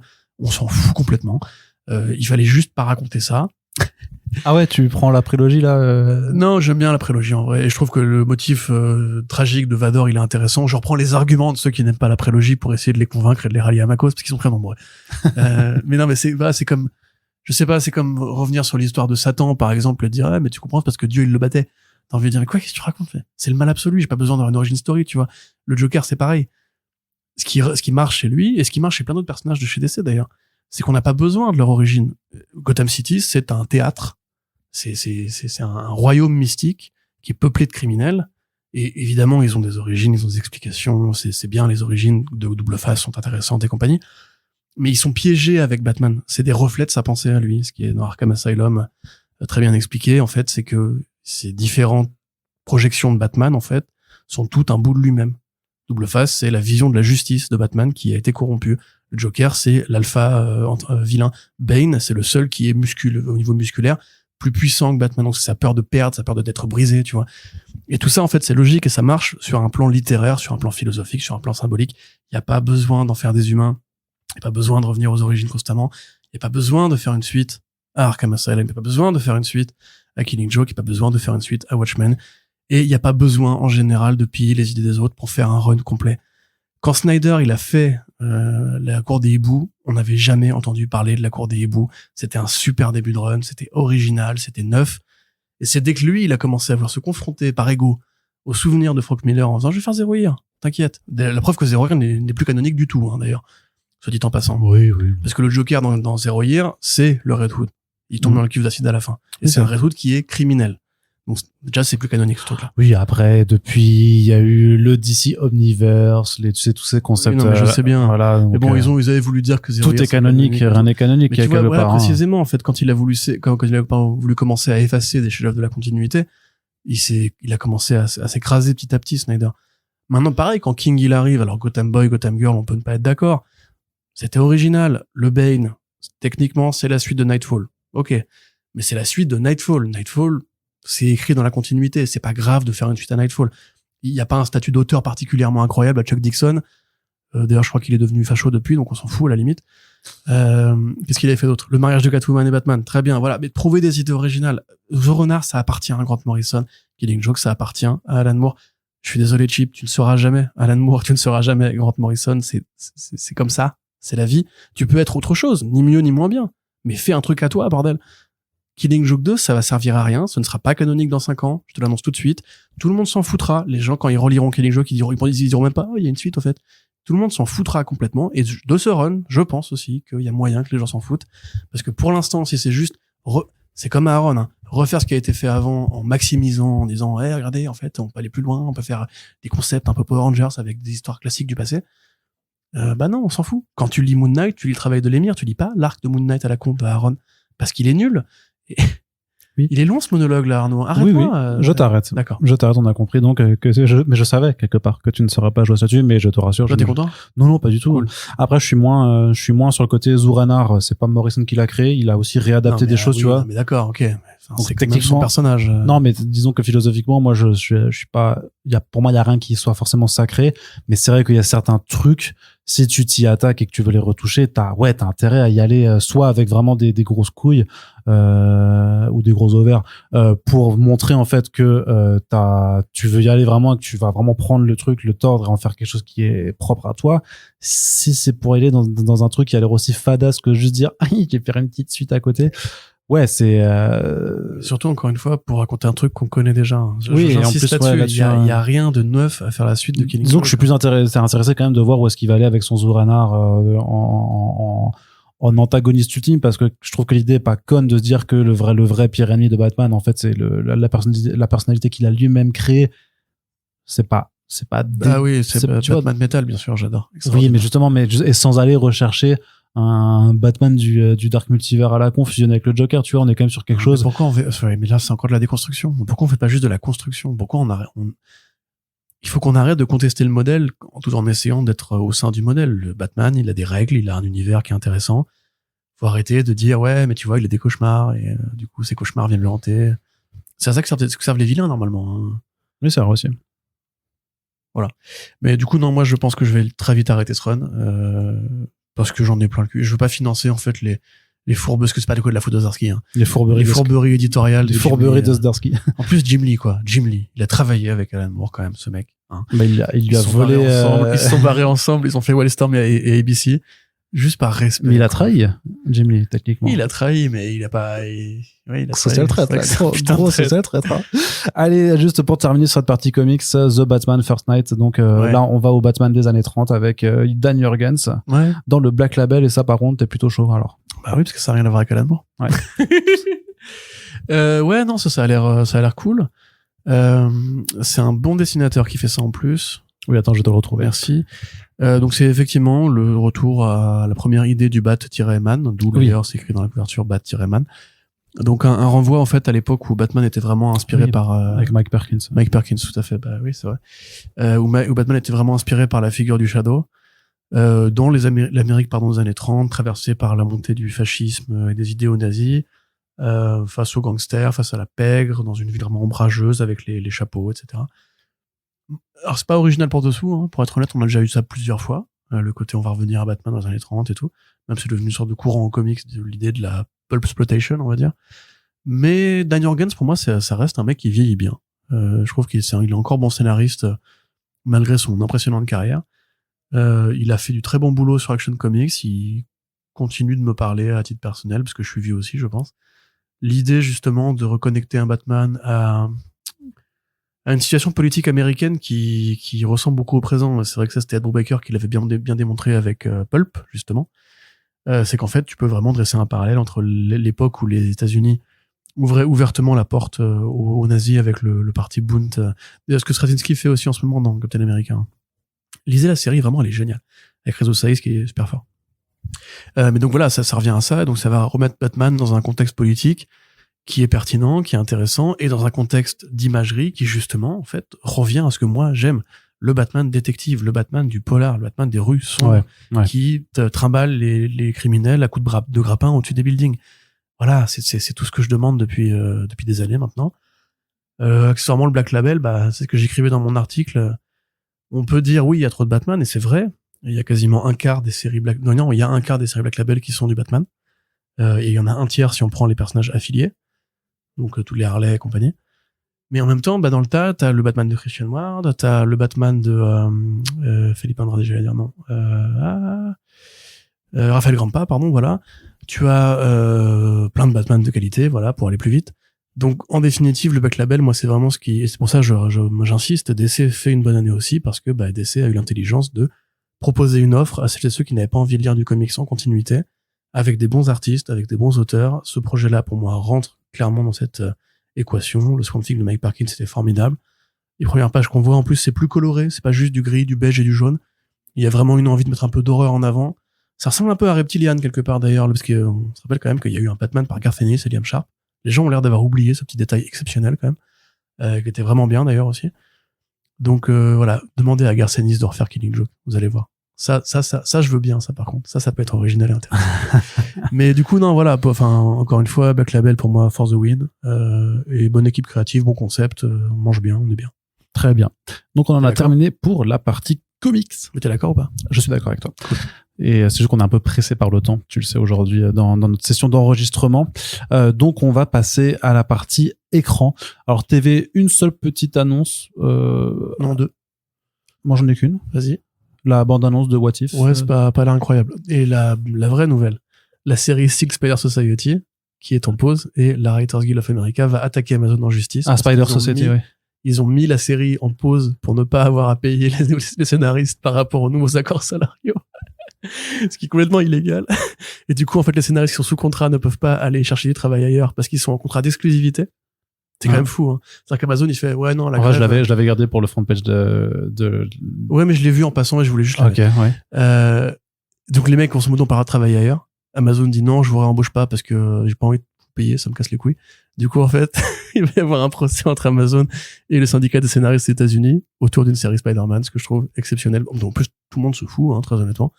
Un truc qui est en développement depuis 5 ans. Donc, prochaine annonce, ils vont annuler la série et ça se finira dans les tribunaux. Voilà, donc... Sinon, What If, oui, voilà, super. Ah ouais, vraiment, ce point. Moi, j'étais en vacances, donc j'ai pas regardé. Je trouve ça pas joli. Enfin, le style, c'est le même c'est la même DA, oui, c'est le DA Flash. Ils disent que c'est la suite quand même. Donc j'imagine qu'il y aura quand même encore une fois un narratif. Un peu de lien, oui. Le Watcher te dit, il y a une suite. Enfin, il te dit littéralement, il y a une suite.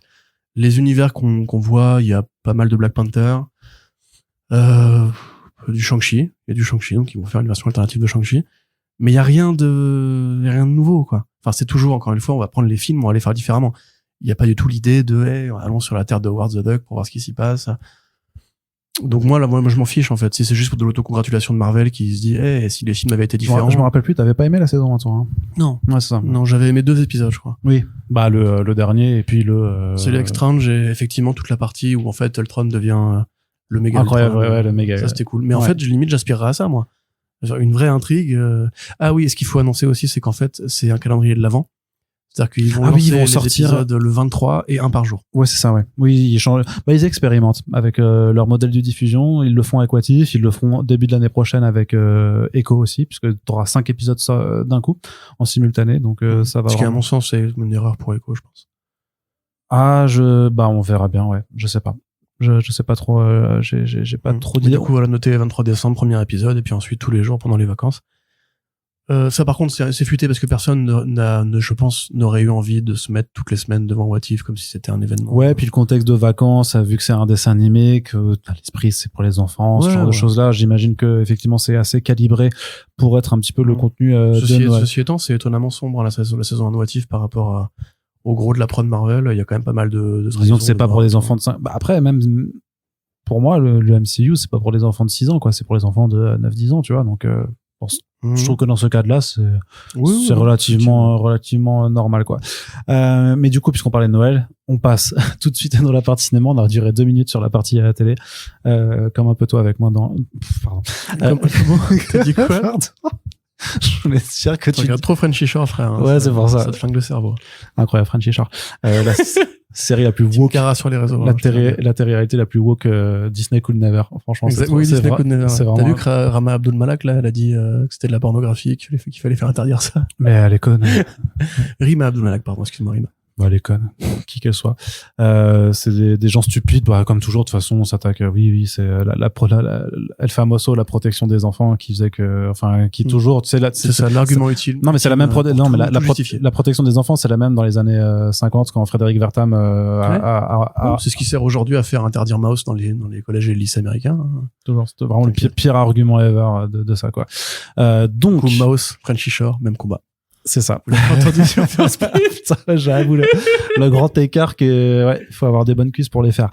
Allez, Corentin, donc, cinéma, on parlait de Noël, justement, la petite bande-annonce pour Merry Little Batman. Ouais, alors, j'ai l'impression que elle ne plaît pas, cette production, mais moi, je trouve ça plutôt. Bah, comme pour, tu te rappelles de Aquaman, King of Atlantis? Oui, hein, tout à fait. Ah ouais, c'était passé sous le radar, ça. Alors que c'était incroyable. Ouais, c'était trop marrant. C'est très marrant. C'est un niveau vraiment Bob l'éponge, en plus, en l'occurrence. Là, c'est quand même, enfin, c'est plus sérieux, non, c'est pas plus sérieux. C'est plus enfantin, par contre, c'est moins. Ça fait plus vraiment production de Noël pour les gosses. Ouais. Clairement, dans l'héritage de Tim Burton et de ce qui pouvait se faire dans l'espèce de petite mode qui a suivi l'étrange Noël de Mr. Jack.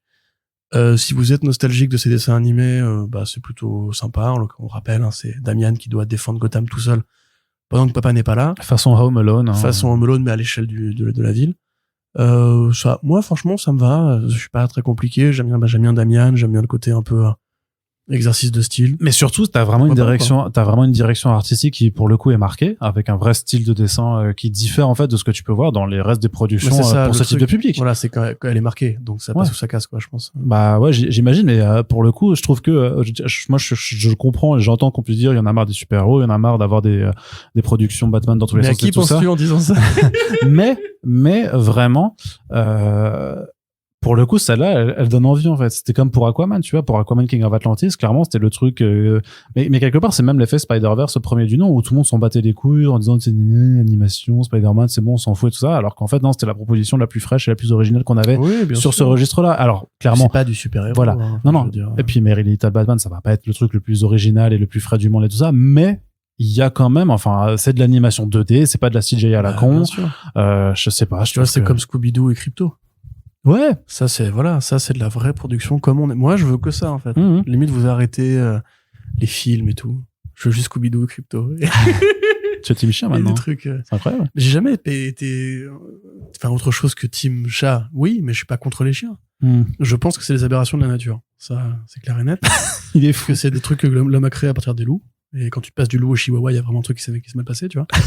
Mais j'aime bien les chiens, j'ai jamais été contre les chiens. Vraiment, c'est le chaînon manquant. Les deux huskies, ils sont magnifiques, et en plus, ils sont assez proches des loups, les huskies. Et je t'adore, ils m'adorent, ils me sautent dessus quand je viens les voir. Ils sont hyper gros. C'est des vrais huskies de ouf. Des malamoutes même, d'ailleurs, pour être précis, pour ceux que ça intéresse, si vous êtes... je suis sûr que ça intéressait énormément de gens. Oui, je sais, c'est pour ça que je le précise. Alors, du côté cinéma, il y a pas mal de choses qui reprennent, forcément, puisque la grève des acteurs et actrices a été levée. Donc, ce qui fait que les chantiers de production peuvent se remettre en branle, puisque le corps de métier quand même principal, parce que sans alors tu peux pas faire de film sans tout le monde qui est impliqué, mais quand t'as vraiment pas les acteurs qui peuvent ne serait-ce que se déplacer pour faire des castings, c'est compliqué de faire avancer un chantier de production. Donc là, tout peut réavancer, donc on peut aller engager des scénaristes, on peut aller aller planifier des plateaux de production et tout ça. Du côté d'ici, forcément, ça s'agite, parce qu'il y aura tout à faire du côté du DCU de James Gunn, le film Supergirl Woman of Tomorrow, qui s'est trouvé une scénariste, Corentin. Oui, tout à fait. Merci Arnaud de me jeter cette patate chaude. Je te la jette comme ça, elle est chaude, elle s'appelle Anna Nogueira. Ah, merci, voilà. Anna Nogueira, donc, qui était actrice au départ, qui a fait des séries télé, notamment, et qui était aussi dramaturge. Alors, malheureusement, vous savez que c'est plus compliqué d'avoir accès à des pièces ou des scripts de pièces qu'à des films, donc, ou à des séries. Donc, je n'ai pas pu constater de son travail, mais encore une fois, c'est un projet collaboratif, puisque Gunn lui-même a posé le pitch du film, qui a été réfléchi par son équipe de scénaristes. Nogueira elle-même, Elle avait en fait été embauchée au départ par Warner Bros pour travailler sur la première version du film Supergirl, qui était à l'époque de Sacha Caillé. Avec Sacha Caillé plutôt. Avec Sacha Caillé, oui. Enfin, joueur qui était à l'époque de... Ouais, la version Supergirl voilà, 2, ouais. C'était l'idée étant de l'introduire dans Flashpoint, enfin dans le film Flash, et ensuite de lui faire un spin-off juste sur elle. Une idée qui n'est pas idiote en l'occurrence, même si effectivement elle a pas du tout le physique de Supergirl dans la façon dont Bill Quisevely la dessinait dans One of Tomorrow, mais c'était une bonne Supergirl. Moi, Sacha Caillé, je serais pas contre qu'elle revienne. Je n'y pense, enfin je crois pas, parce que moi déjà ça aurait sûrement déjà été annoncé, vu que voilà. Mais en tout cas, ça prouve que Warner Bros et James Gunn, qui a récupéré les dossiers en cours en arrivant, a dû lire ce script et dire c'est pas mal. Il y a des choses à en faire. Avec toi, Noguera. Parce que, ou alors c'est David Zaslav qui lui a dit non, si on la vire, il faudra payer une rupture de contrat et j'ai pas envie, j'ai plus d'argent. C'est l'un ou l'autre, je ne sais pas. Il me reste plus de films à charcuter ouais, c'est ça. pour du tax write-off. Mais ils ont backtracké sur Acme Je sais, oui, je sais. Donc voilà, c'est un gage de confiance certain. C'est un film qui est plutôt attendu, qui se base donc sur la série de Tom King et Bill Quisevely, que James Gunn a beaucoup aimé. Et Tom King qui, on se rappelle, travaille avec James Gunn dans son équipe de scénaristes. Donc il aura un rôle de consultant évident. On a eu une fois un film Supergirl, on n'a jamais eu de vrai film Supergirl au sens moderne depuis les années 80. Voilà, c'est une bonne histoire et il y a Crypto dedans en plus. Et ça c'est la garantie. Le toutou. D'un Crypto, très le bon super film. chien. Très bon dessin animé d'ailleurs, le samedi Crypto. Faut se rappeler quand même des petits épisodes avec le bat chien, Ace, et avec, comment ça s'appelle? Isis. La chatte. La féline de Catwoman, ouais. effectivement. Et elle flirte avec Ace le bat chien, c'est absolument incroyable. Mais même le film d'animation Crypto les super animaux, Toujours pas rattrapé, mais il était cool, il était vraiment cool. Je sais. Franchement, il avait des bonnes vibes de ouf. Mais justement, du côté de DC, ça agite parce qu'il y a aussi pas mal d'annonces de casting pour Superman Legacy. Où toi, du coup, t'es chaud, parce qu'il y a Jimmy Olsen qui sera présent, donc Nicolas Hoult aussi en Lex Luthor. Mais voilà, tu disais vraiment Jimmy, il va nous ramener tous les personnages de nerds parce que James Gunn, c'est un nerd, ça on le sait quand même. C'est le gars qui a réussi à faire vendre des millions de produits dérivés et faire des millions d'entrées au box-office avec une équipe de personnages constitués notamment d'un raton laveur et d'un arbre qui parle. Et donc lui, Flora Colossus, s'il vous plaît, monsieur. Donc lui, les weirdos, il connaît. Les Outcasts, les personnages de troisième et seconde zone, il connaît. D'ailleurs, il y a même un bouquin qu'il a préfacé qui est sorti chez DC qui s'appelle justement, je sais plus comment ça s'appelle, si c'est Outcast of the DC Universe ou un truc comme ça. Mais donc voilà, on connaît son affinité pour les personnages secondaires et tertiaires. Donc c'est ce qu'on va avoir aussi avec Superman Legacy, sachant qu'il y a aussi l'antagoniste du film qui a été annoncé, qui sera un des membres de The Authority, dont j'ai plus le nom. Oui, là. alors ça je demande à voir hein, parce que ça me paraîtrait quand même assez curieux. Qu'est-ce que tu cherches là? Ingénieur? Ouais, l'ingénieur, ouais, merci. Maria Gabriela T'as toujours pas lu The Authority? De Faria. Hein? T'as toujours pas lu The Authority? Si, mais c'était il y a longtemps, donc là, je l'ai plus en souvenir. Parce que du coup, en fait, ça tendrait à confirmer que, tu sais, il y avait eu ce papier de Deadline, je crois, qui disait qu'en fait, il ferait Superman Legacy, et ensuite The Authority, et ensuite Superman versus The Authority. Mais je pense qu'elle sera quand même peut-être introduite dans le premier film, tu vois. Oui, c'est possible, mais du coup, est-ce qu'elle sera l'antagoniste? C'est plutôt Lex Luthor, je pense. Bah, elle peut très bien être employée par Lex Luthor qui manipule l'opinion pour avoir une équipe qui va dire bon, maintenant, il y en a marre de l'alien, faut s'en mêler, tu vois. Marre de l'alien. Bah. C'est Nicolas Hoult ultra Trumpiste, en genre, get me out of here, build a wall around the earth. Bah, en vrai, donc, en plus, connaissant Gunn par rapport à son passif à Trump et au côté conservateur américain, je pense qu'ils peuvent très bien aller là-dedans. Hein. Tout à fait. D'ailleurs, je crois qu'il avait dit récemment, Gunn, qu'il pourrait pas travailler sur Peacemaker tant que il aurait pas beaucoup bien avancé sur Legacy. Oui. Ce qui tendrait à dire que la série Peacemaker, pour l'instant, est en longue pause. Donc, si on veut résumer, alors on a Skylar Gisondo qui va jouer effectivement le rôle de Jimmy Olsen, acteur qu'on a vu dans la très bonne série The Resort que je vous conseille avec Christine Milioti, qui va jouer dans la série Pingouin. Et Santa Clarita Diet, donc un acteur apparemment plutôt typé comédie, mais comédie dramatique. Il a un jeu d'acteur assez respecté en interne. Tout le monde avait l'air très content de son annonce. Il a vraiment la gueule de l'emploi. Hein, on va pas se mentir. Il a la gueule de Jim Olsen. Il est roux à en crever. Et ça, pour une fois, ils ont pas fait de roux washing. Ça, c'est cool. C'est ça, ouais. Je me souviens pendant des années où il y avait cette théorie. Du ginger washing. Ouais, mais qui était même en fait, dès qu'il y avait un personnage roux, les mecs disaient, ouais, ils vont sûrement mettre un acteur noir à la place, et en s'appuyant notamment sur le fait que Jimmy Olsen a été joué par un acteur noir dans la série Supergirl. Non, mais t'avais eu plein de trucs, plein de trucs, ouais. même juste simplement de personnages qui étaient roux, dont en fait les acteurs ou les actrices changeaient juste leur couleur de cheveux, et juste qu'ils ne restaient pas roux. Voilà. Bah après, on a Amber Heard.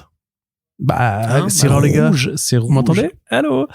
Donc voilà. Et on a également l'actrice Sarah Sampaio, qui est moins connue parce que elle est portugaise. Elle a surtout tourné au Portugal. Mais elle a commencé peu à peu à arriver aux États-Unis. Et en fait, son personnage sera Eve Techmaker, probablement. J'imagine que c'est un nom allemand. Qui est un personnage qui a été créé dans Superman 2, qui est l'assistante / meuf de Luthor. De Luthor, ouais. Voilà, et moi je verrais bien un rôle un peu à la Mercy Graves ou à la comme Tao Kamoto dans le Batman v Superman Dawn of Justice, sur le côté une henchwoman en fait. Tu vois, genre une meuf qui va juste être là pour être la force physique féminine qui accompagne Luthor partout où il va. À voir maintenant de ce qui va. Alors il reste quand même beaucoup de trucs à annoncer. On sait que The Authority, il y aura pas qu'Engineer, il y aura d'autres personnages. Bah, oui, voilà. Oui.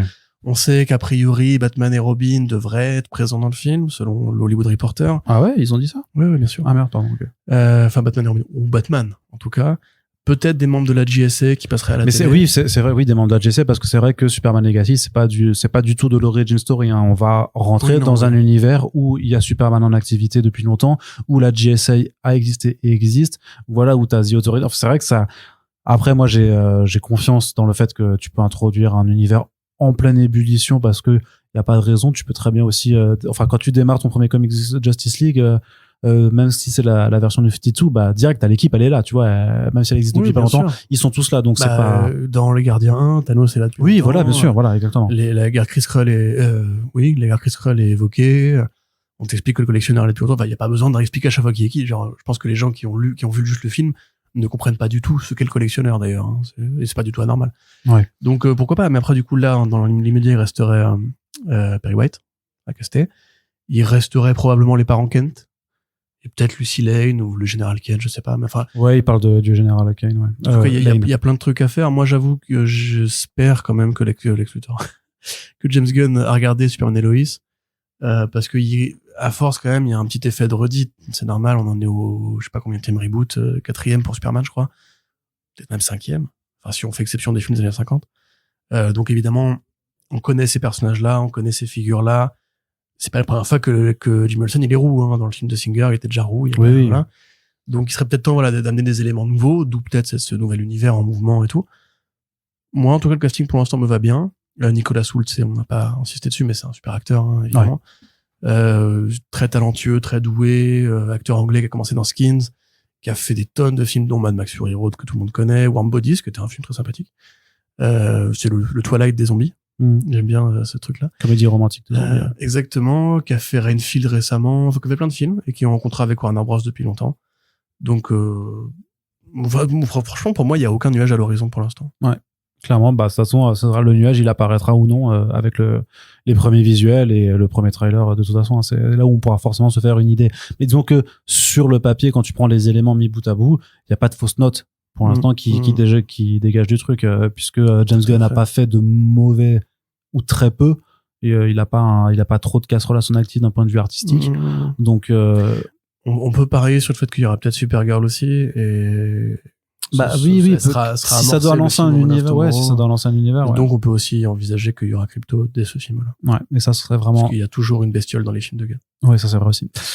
Donc ensuite, du côté de Marvel, par contre, beaucoup de chantiers aussi.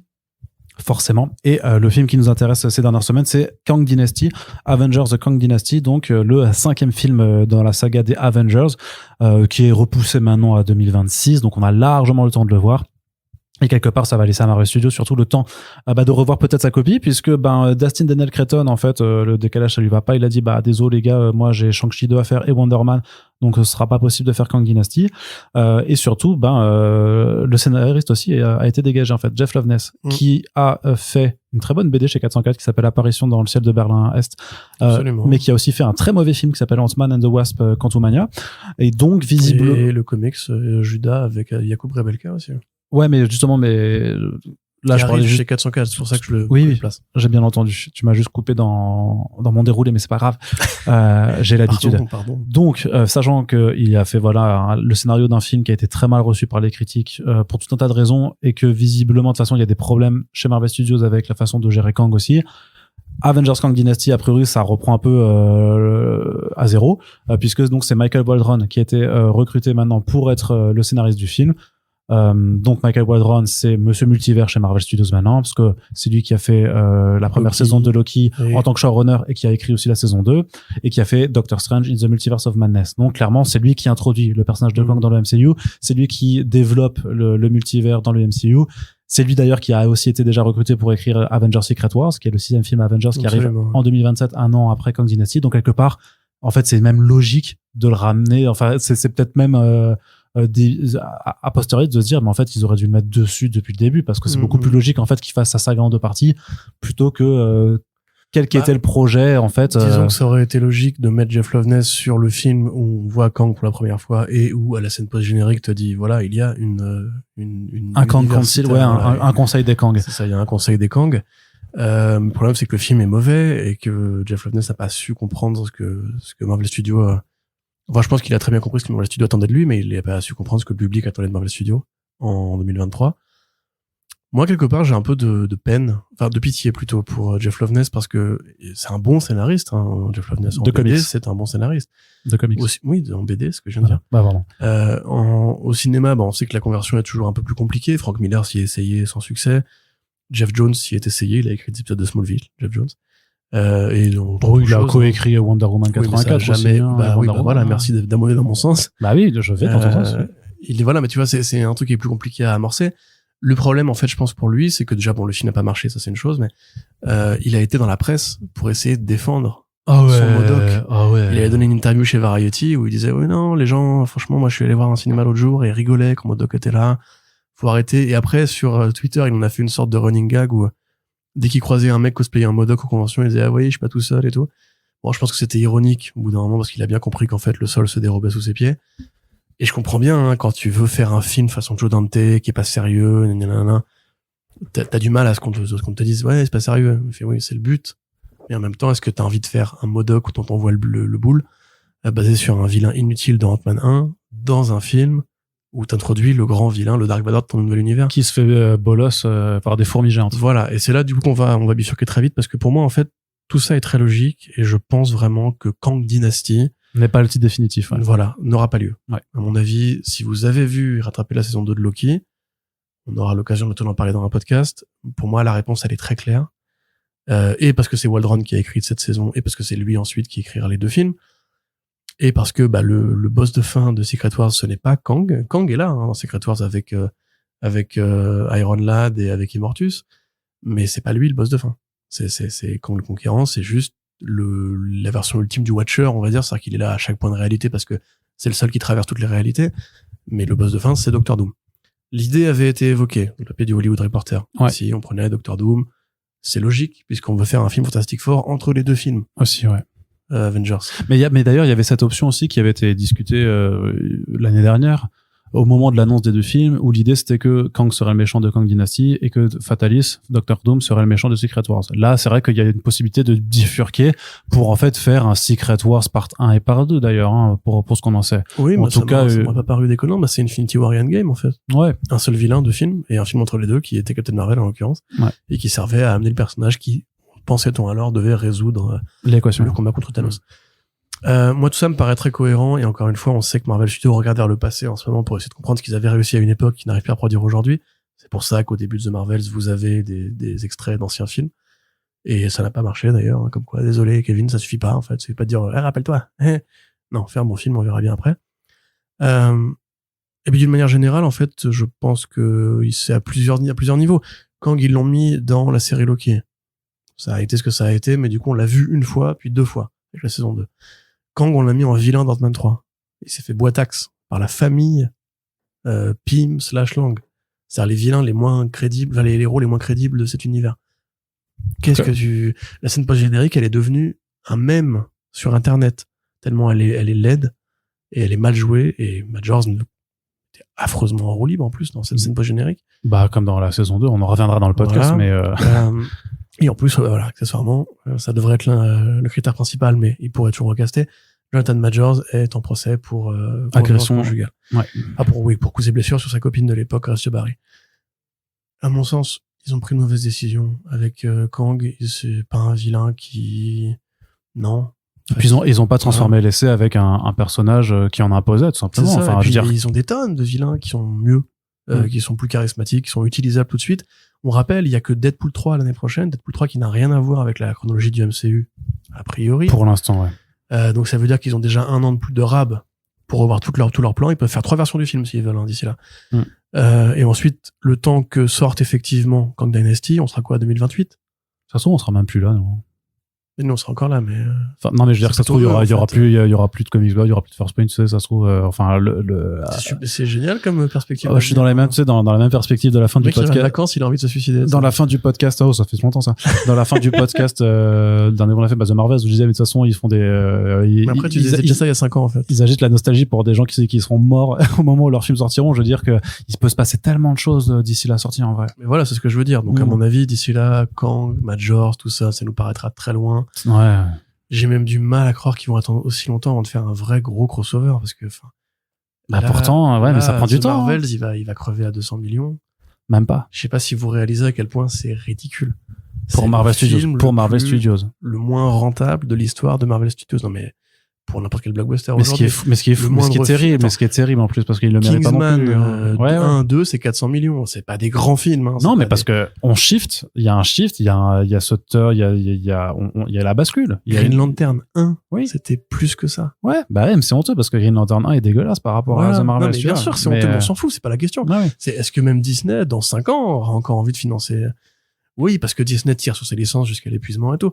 Mais à un moment donné, oui, enfin, je pense qu'ils auront d'autres problèmes que ça à gérer. Oui, dans non, le et de toute travail. façon, mais clairement, il faut que Marvel Studios ravive la flamme auprès de son public s'ils veulent perdurer avec les plans qu'ils ont pour les 10 prochaines années. Clairement, quand ils disaient au bout de leurs 10 ans, The Next 10 Years, c'était en 2018, On en a fait ils 5, là, étaient déjà. au pic de leur forme. Vraiment, ils pouvaient sortir Ant-Man 2 et faire 700 millions avec, ou 600 et quelques millions.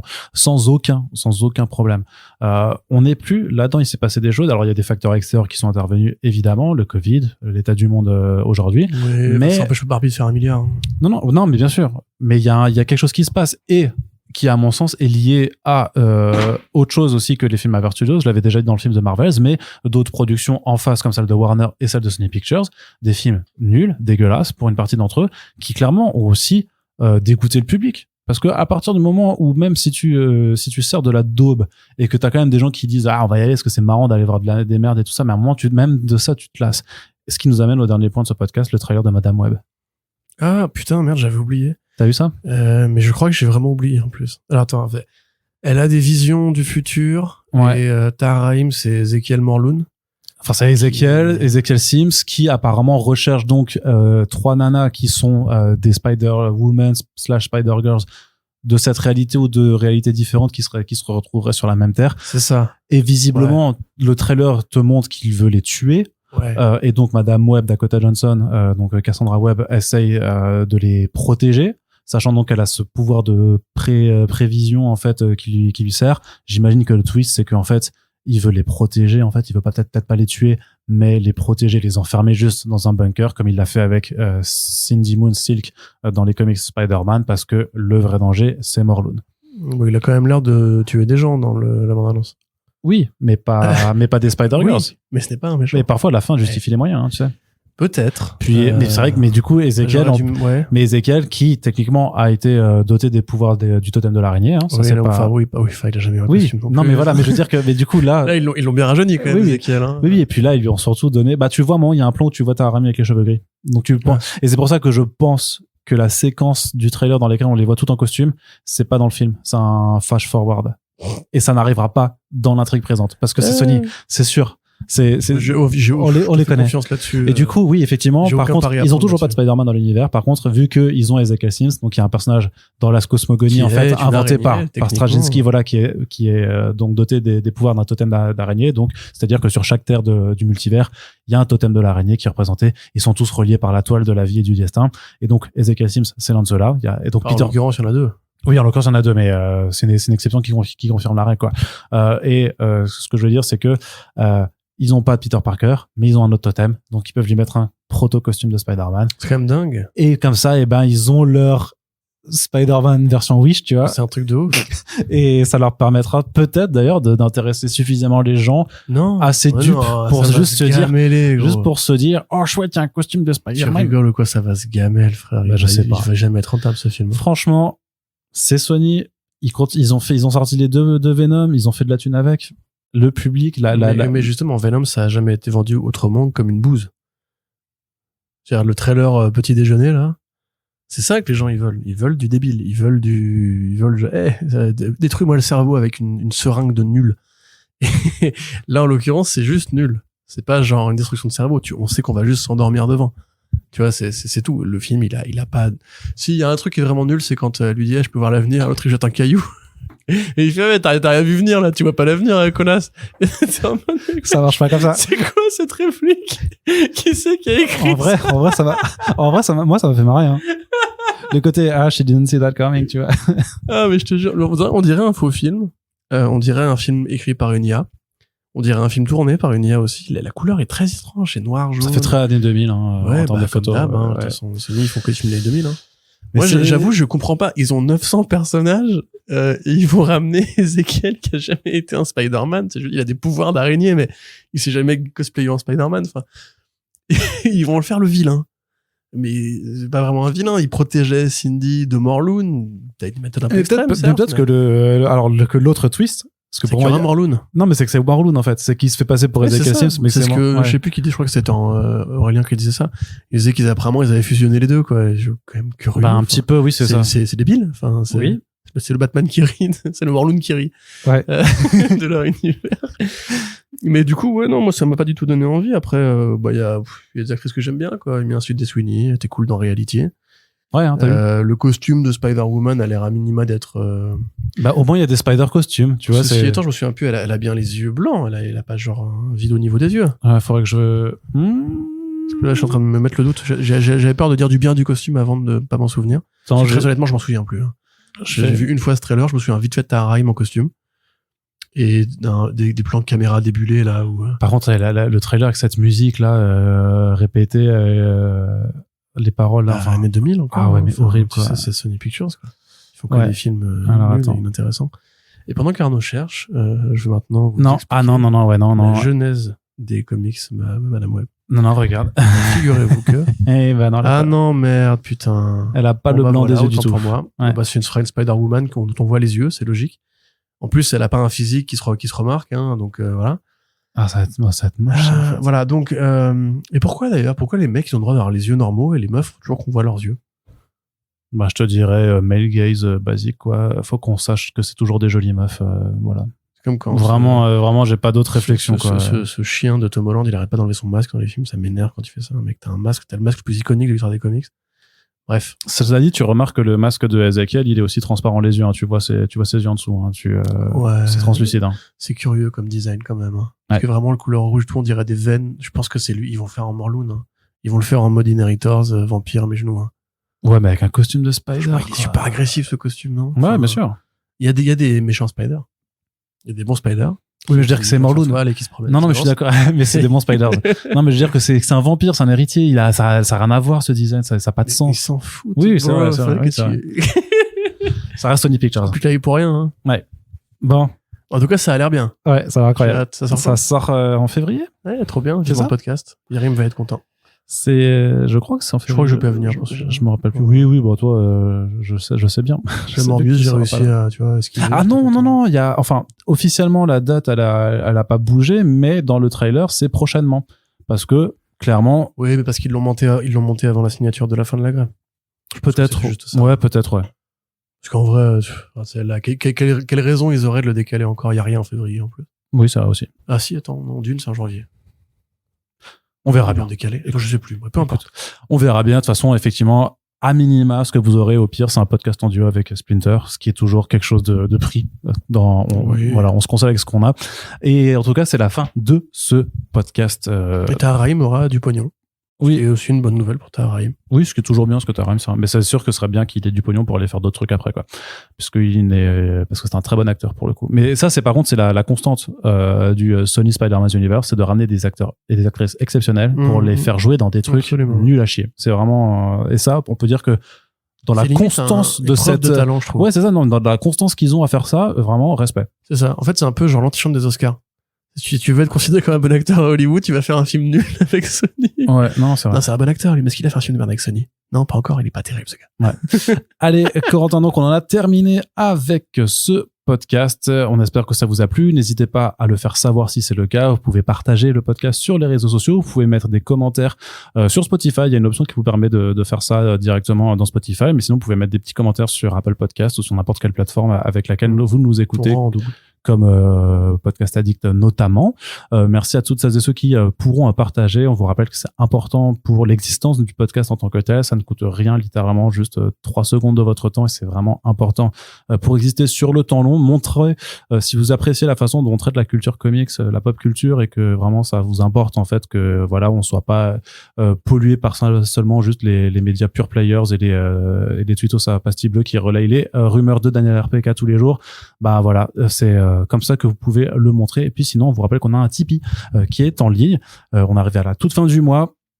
On est en dessous de notre premier palier, ça arrive très peu. Donc, si quelqu'un veut bien se dévouer pour qu'on essaie juste au moins d'avoir ce palier, on vous en serait fort aise. Mais en tout cas, merci aux 132 personnes qui sont toujours là et notamment à Nino et Sindri qui auront contribué depuis l'enregistrement de ce dernier podcast. Merci à vous. Merci à tout le monde de nous avoir écécoutés. Puis on se dit à très bientôt pour le prochain podcast. Salut! Ça.